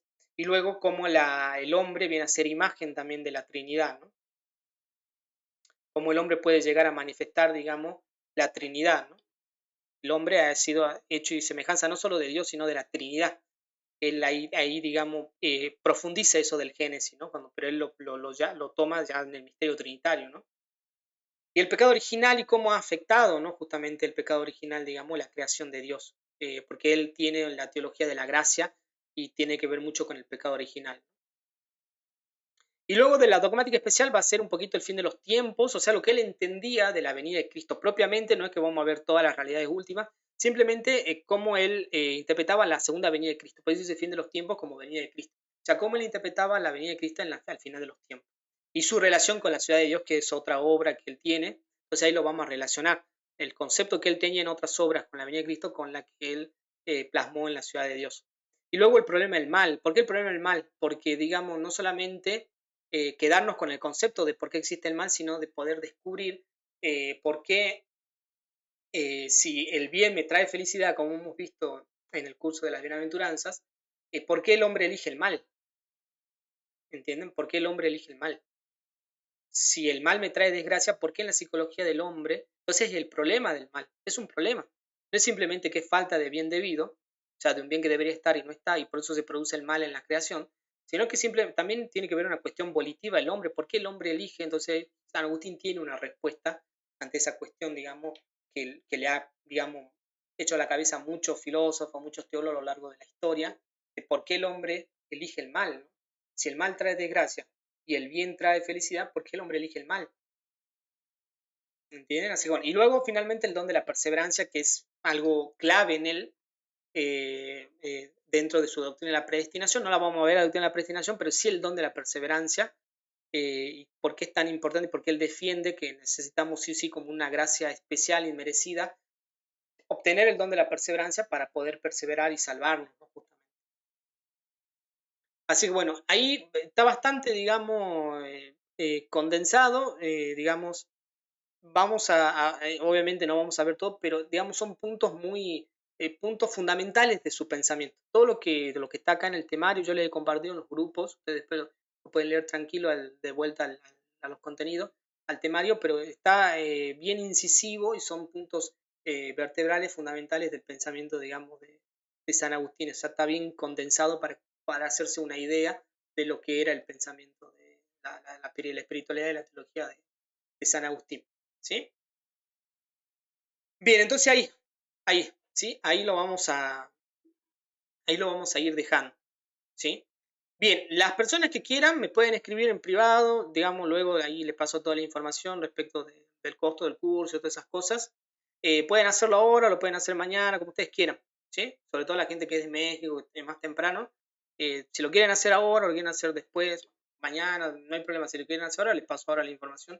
Me escriben por privado, ¿sí? Porque ahí le tengo que pasar, digamos, en su moneda, para la gente que se conecta de México, si es que está interesada y bueno, lo quiere hacer al curso, ¿sí? Bueno, el curso incluye siempre material de estudio, ¿no? Para los que se inscriban, siempre se incluye el material de estudio. Así que bueno, eso, bueno, le doy muchas gracias por haberse conectado, por haber compartido este curso y que sea de mucha bendición. Como le digo, igual lo van a poder seguir repasando porque después lo subo al canal, lo subo de manera abierta al canal de YouTube y ahí lo pueden repasar. Y si no, se suscriben también al canal de YouTube donde subo contenido abierto, ¿sí? Así que bueno, eso por ahora. Si alguien más quiere preguntar algo respecto a algo que no se entendió de lo que expliqué de San Agustín, si está todo bien. Yo solamente agradecer, maestro. Muchas gracias por la clase, por el curso. Gracias y gracias a Dios. Bien, bien. Muchas gracias, Liliana. Muchas Muchas gracias, Elizabeth. gracias. Bien, bien. Infinitamente agradecida. Bien, bien. Muchas gracias. Y Alcázar, no leo bien, pero creo que Alcázar dice. Bien, bien. Muchas gracias.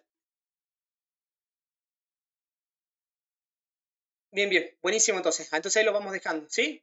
Cualquier cosa, seguimos en contacto. Muchas bendiciones. Que estén muy bien. Muchas bendiciones. Muchas gracias, profe. Nos estamos viendo. Bendiciones. Adiós.